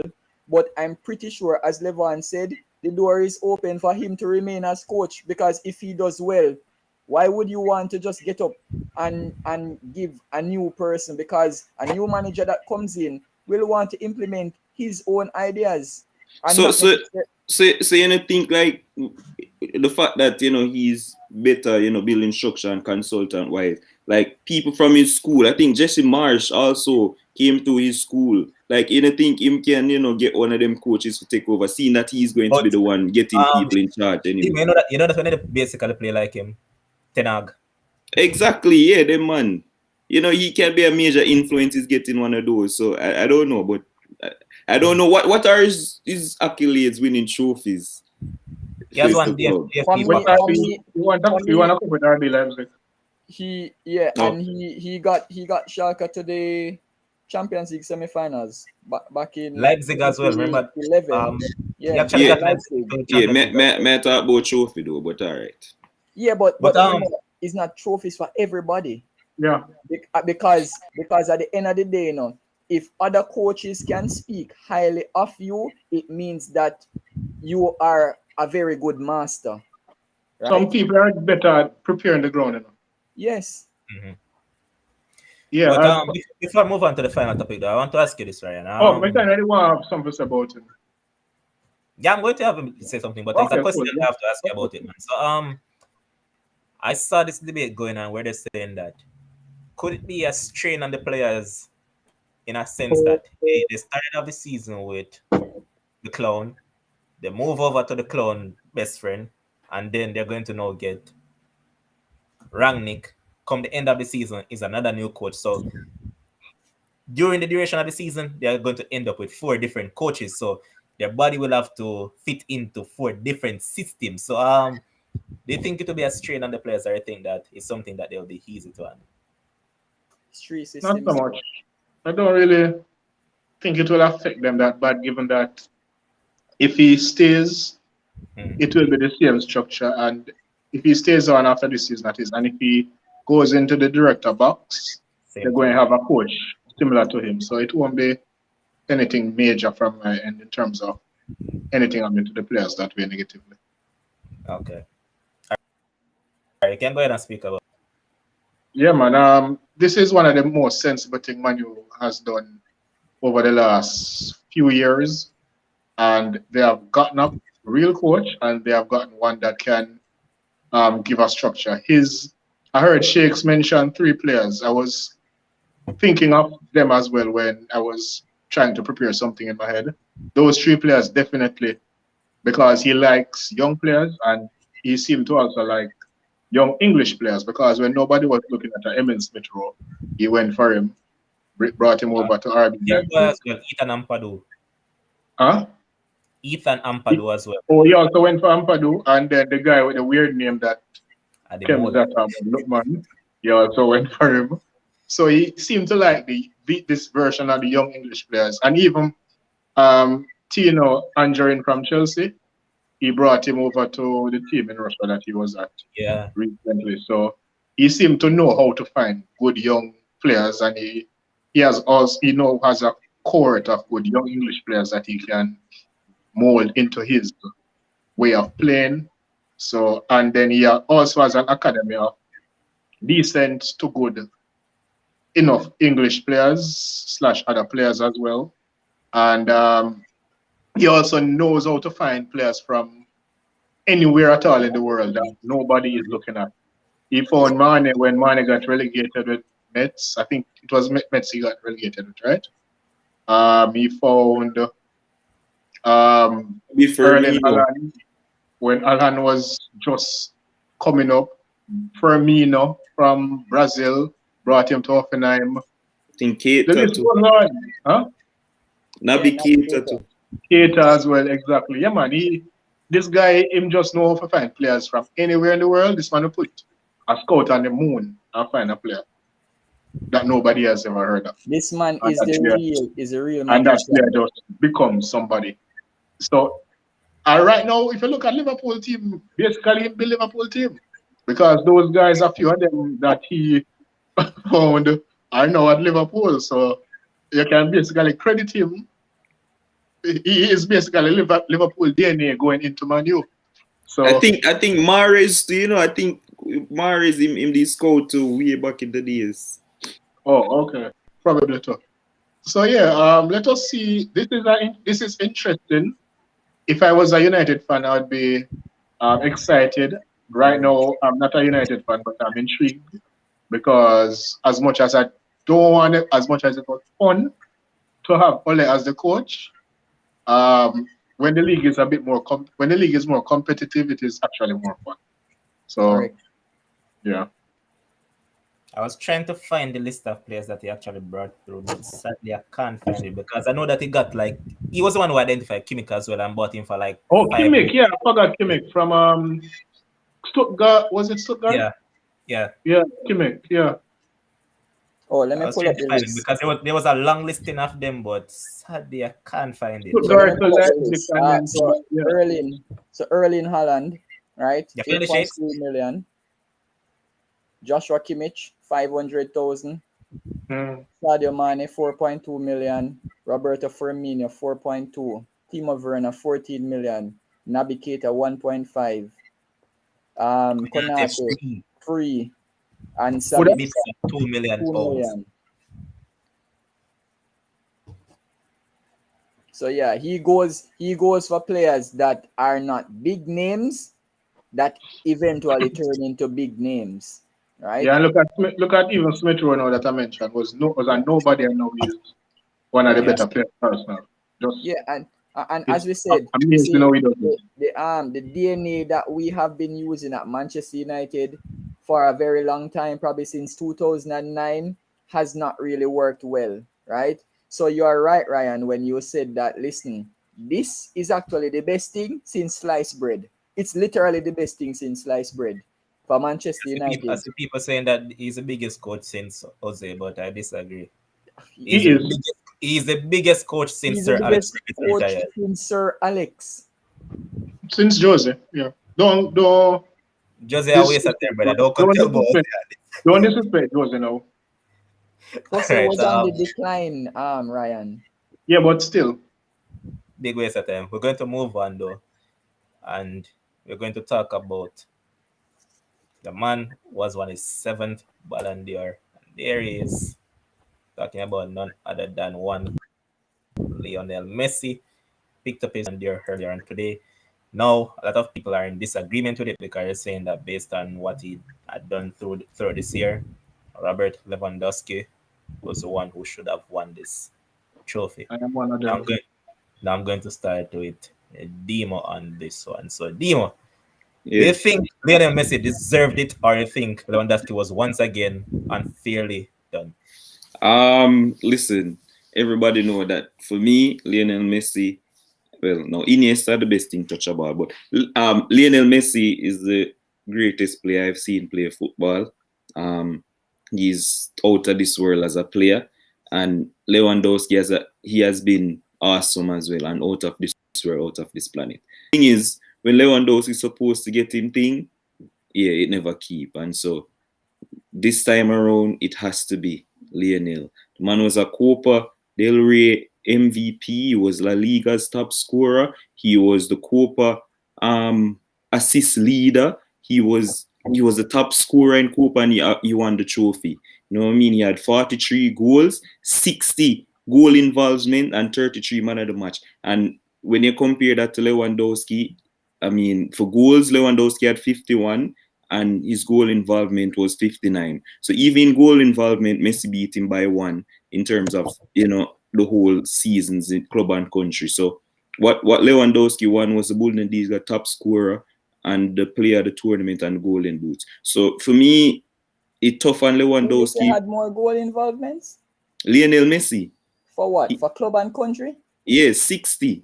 No, He bro. had 43 goals and for the assists and stuff. May I have the stats right in front of me. Lewandowski has 70 odd goal involvements. Which season? Remember, said this another season when Lewandowski thing there. Lewandowski miss him ship when them say it now keep. Demo, Right? When they never have Lewandowski had more the goal involvements than Messi. may I look on the stats in front of Dimo me, could be boss? right. Dimo could be right, you know, because No man. Lewandowski has more. he has more. I Okay. checked it. Yeah. What the stats you have? 62 and 9 for Lewandowski. 62? That's why I asked you if it's for club and No, country. may have 51 goals to Lewandowski.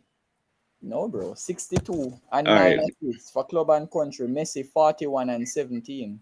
Well, we'll probably have different stats. But for me anyway, regardless of the fact, the Copa thing kind of tilted to Messi and Lewandowski ship just did pass when them say, oh, we're not gonna have no Ballon d'Or this year when he was, out of this world and on a different planet. All right. Ryan, go ahead and tell me what you think about it. Yeah. It's a close call, but why am I in a feedback? Yeah. Lewandowski for me, based on the fact that he has been consistent throughout the year, whereas Messi, since he had gone to PSG, has had a dip. Messi hasn't played consistently throughout the year, even though he has won titles and MVP awards and so forth, he does not have the same consistency as a Lewandowski. Lewandowski has had that consistency and have also one thing. He plays for a team that is not expected to win anything at the international level, but he scored a few goals at the Euro. That is what you can expect from the team that he plays for and from him. Can't do no better than that. He can't make them win it because that is just the nature of the team that he plays for. He also scored a few goals in World Cup qualifier and brought them into the playoffs. So he did his part in terms of where he can bring them.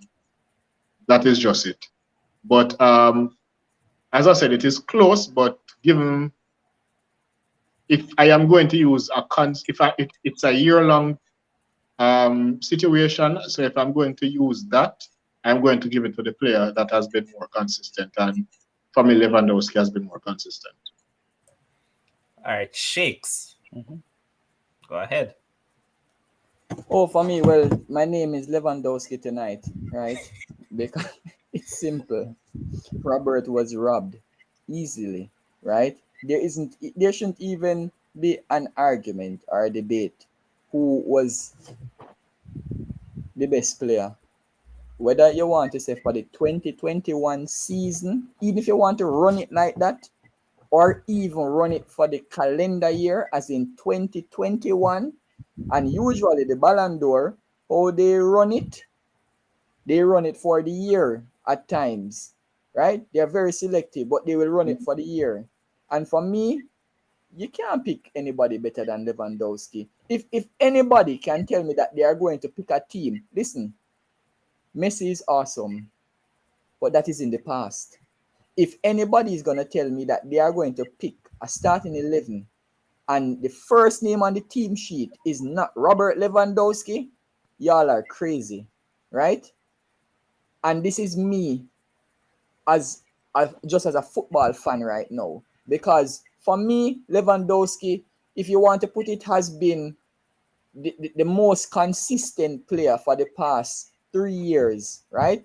And there was no difference in terms of what he achieved for as I said, if you want to run it from 2020 to 2021, as in that season, in terms of what he achieved in breaking Gerd Muller's record, a record that nobody thought could be broken ever in world football, right? So to break that record, he won titles, as Ryan said, versus Messi. Yeah, he might have won the Copa title and the Copa del Rey, right? But come on, you can't tell me that there has been a more consistent player than Robert Lewandowski. And you have to give him solely based on his level of consistency. He is just streets miles ahead of everybody in terms of world football right now. He is the first pick in any team, anywhere on the globe right now. I bet if he was from a different country, you'd have gotten it, like a Well, football edition. we were talking about that, Levon, at the start of the show. That guess what? If Neymar had these exact stats as Lewandowski, Neymar would have won. You said if Ronaldo had these same stats, he would have won. Listen, if you go from any super footballing nation, right? Let me put it this way. If Jorginho from Italy had these stats, he would have won.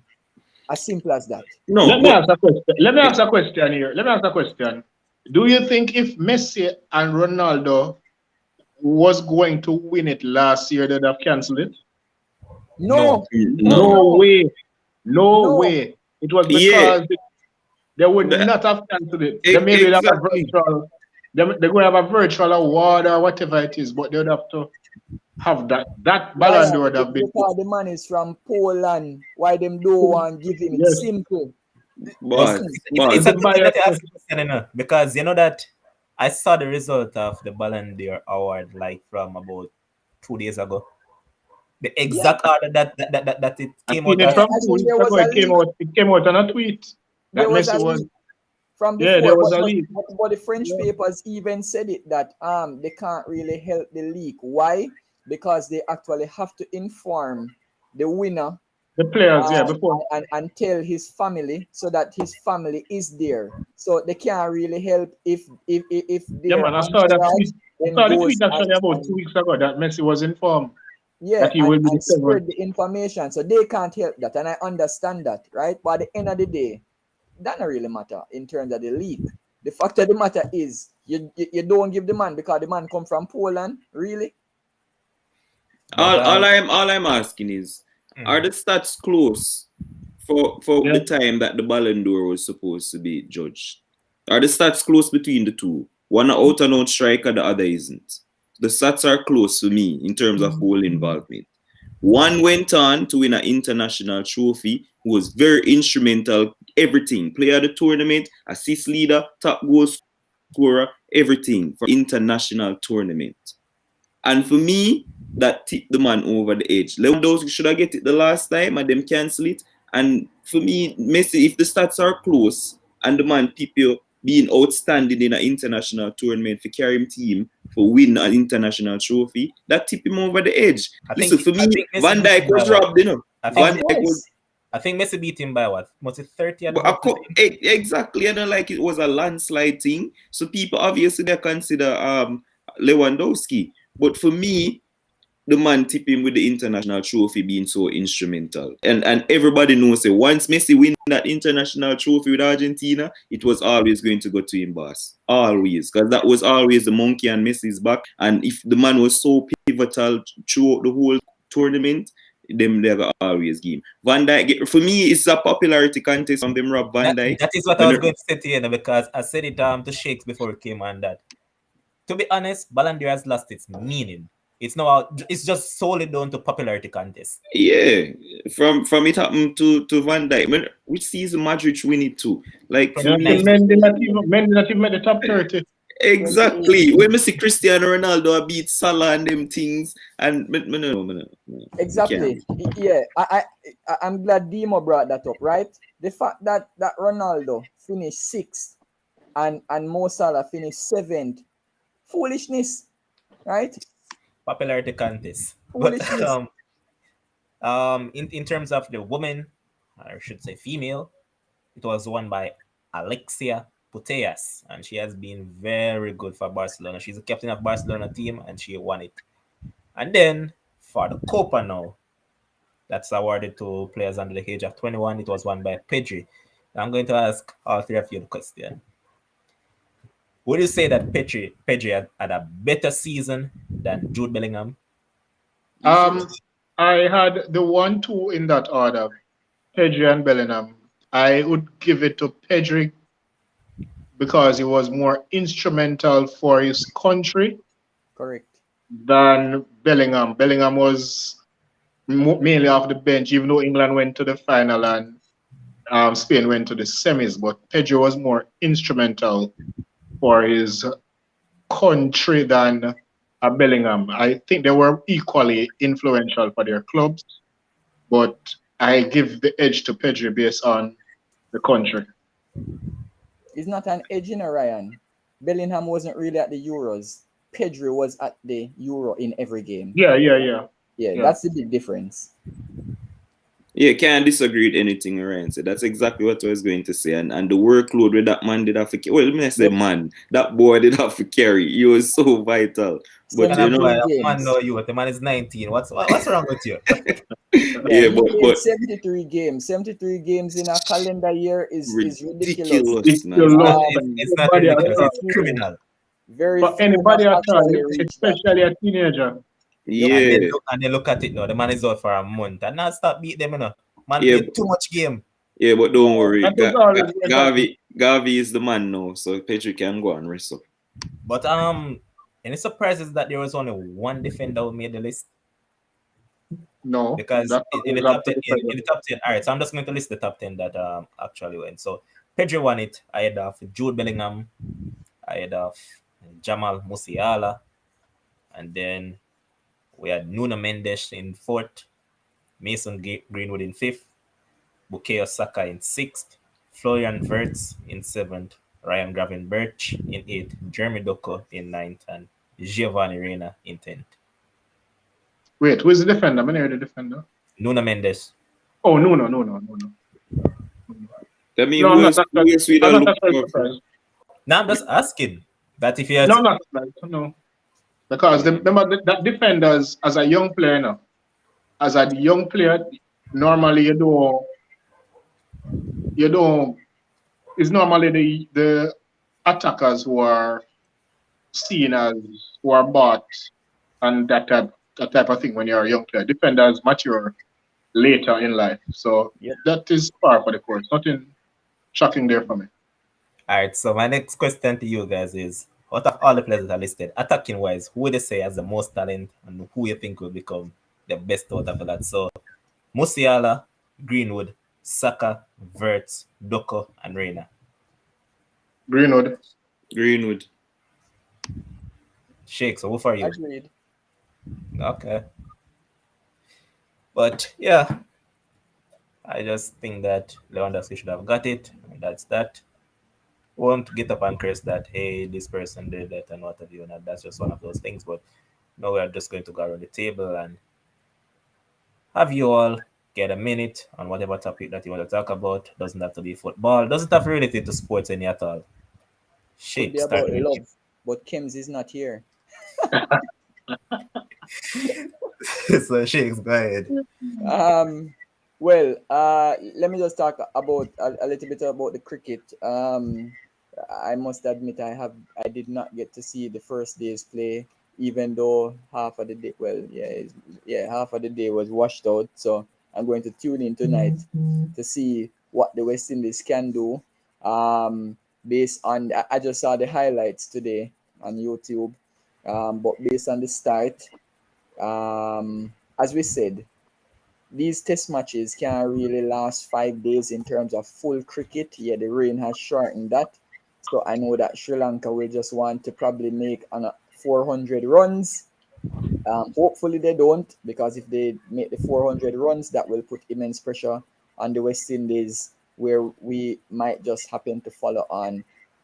Lastly, I was not in agreement in terms of with them dropping Raheem Cornwall for Versame Permal. Right? Definitely not. Why? Because you literally took out somebody who made runs for the team and bring in somebody who neither can bowl nor bat. Right? So you weaken the team right there. I can understand the Kemar Roach inclusion. For me, if you're going to take out Cornwall, put in Jaden Seals in the team and Kemar Roach, right? Give the youngster one test. It's one test. Give him a test and test him, because it's test cricket. right? But guess what? The selectors always sitting down eating cookies and just doing madness. All right. Before I get to Demo, I just want to ask the the test match between Pakistan and Bangladesh. Where is it being played? I think it's Because in Bangladesh. boy, I see that wicked swinging all boss. When I said swing, if I see us and Ali swing the ball all day long. And if you guys haven't seen it, you guys should go and watch that delivery that he used to dismiss Mushfiqur Rahim. Because that ball seemed like he was way outside the half stump and he just jagged back, report the half stump ball. So you guys to watch that, man. The star man of the show, man. I just love how this guy bowl at times, man. Shaheen Shah Afridi. That man That's is why my T20 team was the best. Sorry, Dima, I just said that to irk you. I'm sorry. all right. Dimo, go ahead. You're a minute. Yeah, so for me, I'm going cricket as well, but it's I'm going to talk about it on Thursday, so I'm not gonna break it down. Obviously, the squads came out, the T20 squads and the ODI squads came out, and everybody who they ball for the old guys for gone, they're gone. So no Ravi Rampal, no Chris Gill, no DJ Bravo, no none of them. So no, when they can't cost. But for me, and I don't know who will be joining me on Thursday, we're going to break it down because I went as far as to talk to one of the Right. players. I went and I spoke to one of the players who was omitted. I'm not gonna call him name because I don't want him getting in a problem. It's not John Campbell, by the way, because obviously he doesn't play. He doesn't play Yeah, ODI, which for me is a stretch because I don't know why John Campbell isn't playing ODI cricket and him average 50. But whatever, we move. And some people who them people call up in the squad like Brandon King get a call back. I don't know what he did to come back in the team. Them Yeah. call he's white. He's white, man. like what did Brandon King do to He's not white. make this team? If I make this team, I have no idea. They came. I'm very happy for Goodikesh Marty. He made the team, but then Anderson Phillips shouldn't make this side, brother. He makes the next one. we're gonna talk about it Thursday, but I think there's a lot to talk about in So terms of the West Dimo, Indies you know what selection. you must do? Make sure that Levon is not the producer, and you have him as a Yeah. guest on the show. Right? Yeah. And so for the T20 squad, they have Shendon Cottrell in there, but he's not in the ODI squad. It's just a whole mess. Like, I don't understand what happened. But my main talking point from all of this is these young guys who consistently keep on failing the fitness test. Like Yeah. Rutherford again. Like, bro, you over there play T10 cricket. No, And man, you know that he's carrying an injury. no, he got injured in the T10 After. competition, but he Yeah, he got failed the injured test after. before. Oh, Yeah. Zine.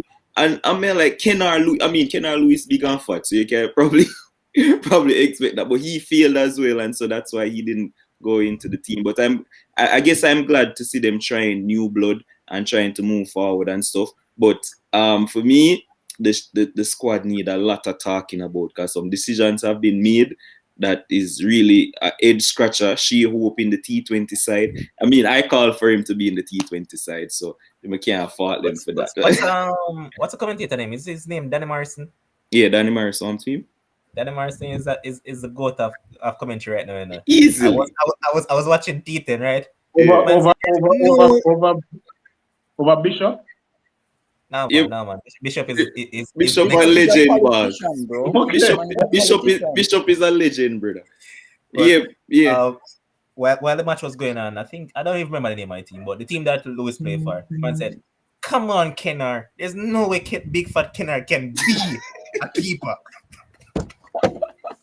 That's Kennard too fat for a keeper. yeah. But what That's about why my boy from Bangladesh, though? The Bangladesh keeper, Shazad. Afghanistan, sorry, yeah.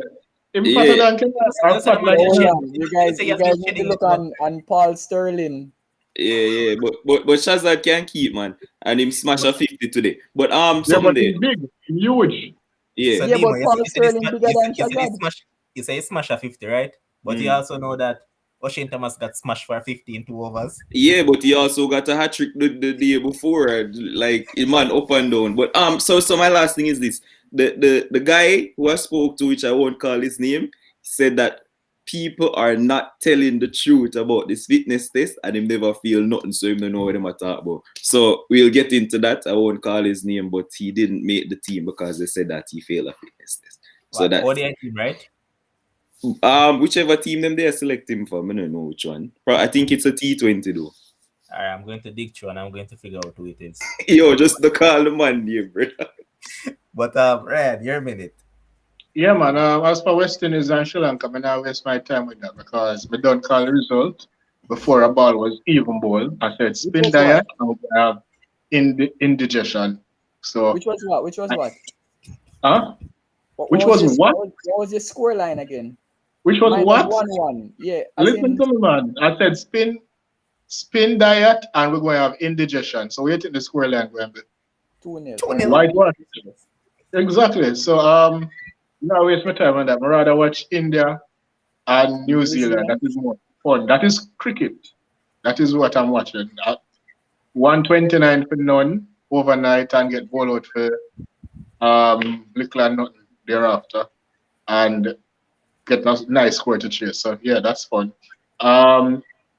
As we talk about the Ballon d'Or already and how we felt about it, we had mixed views. Most of us supported Lewandowski to be the winner and so forth. But that's football, and football in general, sports in general, is like anything else in life, like politics and everything else, is a popularity contest. That is just human nature, I guess. So we move on from that. Yeah, we have Premier League this Yeah, I week. was just about to touch on it, because I've totally forgot about it. So quickly, I'm just Yeah, going to get the prediction for the 2 games tomorrow.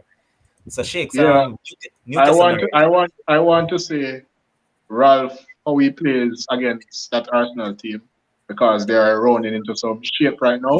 If Ragnick comes in by then, because work permit hasn't been issued. I don't think we should judge him based on that game. We have to wait. No, I'm not judging him. I just want to see the transition how the team plays because I like players who are arrogant to some extent, not overly arrogant. So Ramsdale is making some talk of like here. So he wants Ronaldo to be on form. He wants to meet Ronaldo on form because we see this man I make save against Liverpool and a smile. You hardly see goalkeepers. Give them something there. Can't fault him, boss. He's a confident lad, you know. No, man, say you can't fault him. He's been excellent, brother. Yes, I realize that he's very because the man coming England team without a cap and said that he is not here to make easier to be number one. Who says that before you make them I was bigging up Ramsdale. You just joined late when I was talking about Ramsdale in terms of where he's coming from and the fact that Arsenal might not be a big team anymore, but in terms of going to that big club and performing like that, listen, for a youngster, you have to have a whole heap of self-confidence. And if Southgate continues to be crazy and pick Pickford over that man, come on. It's sad to say, and I know that you said give him a year or 2 more before you give him the full-time goalkeeping job for United. But honestly, I wish Dean Henderson had gone at Chelsea. No, Dean Henderson wasted a year and a half of his life. Dean Henderson should have taken that Chelsea move when it was on the cards. But he wants to play because he's a hometown lad. He wants to play for Man U. That is his dream. So he will eventually still know, because guess what? He is the type of goalkeeper that Rangnick likes. But no, you waste that time and you make man like Ramsdale catch up on you. And that's time hard to get back because in goalkeeper years, them when a goalkeeper pass you, sometimes them stay pass you. That is. I remember Nick Pope come back, no? Nick Pope now come back now, boss. Pope generate Pope. I'm can't using foot. All right, so let's just quickly predict the game start tomorrow. So Newcastle against Norwich. Shakes scoreline. A Newcastle victory, surprisingly, 2-1. Not surprising. Shake, Demo. Yeah, I'm going for a 1-1 draw. Ryan. 2-2. I'm going with a Newcastle victory. Leeds against Crystal Palace, starting with Ryan this time. 1-1. Demo.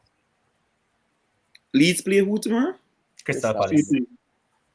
Oh wow. 2-2. Shakes. Crystal Palace 3-1. All right, so it seems that Shakes and I are on the same page. I'm going for a Crystal Palace victory in this one. Okay, that being said, this is where the live will take its call for tonight. And I want to say thanks to everyone that has been here, all the viewers. Thanks to Kim's words here earlier on. Thanks to Robbie Rich as well, who passed through. Thanks to Shakes. Thanks to Demo. Thanks to Ryan. And guys, keep on. Remember, like, subscribe, and keep that growing. Keep the Sports Frenzy brand growing. And sorry to say to you guys, but boy, the Sports Frenzy merch are out. We're totally out. I mean, Sold out.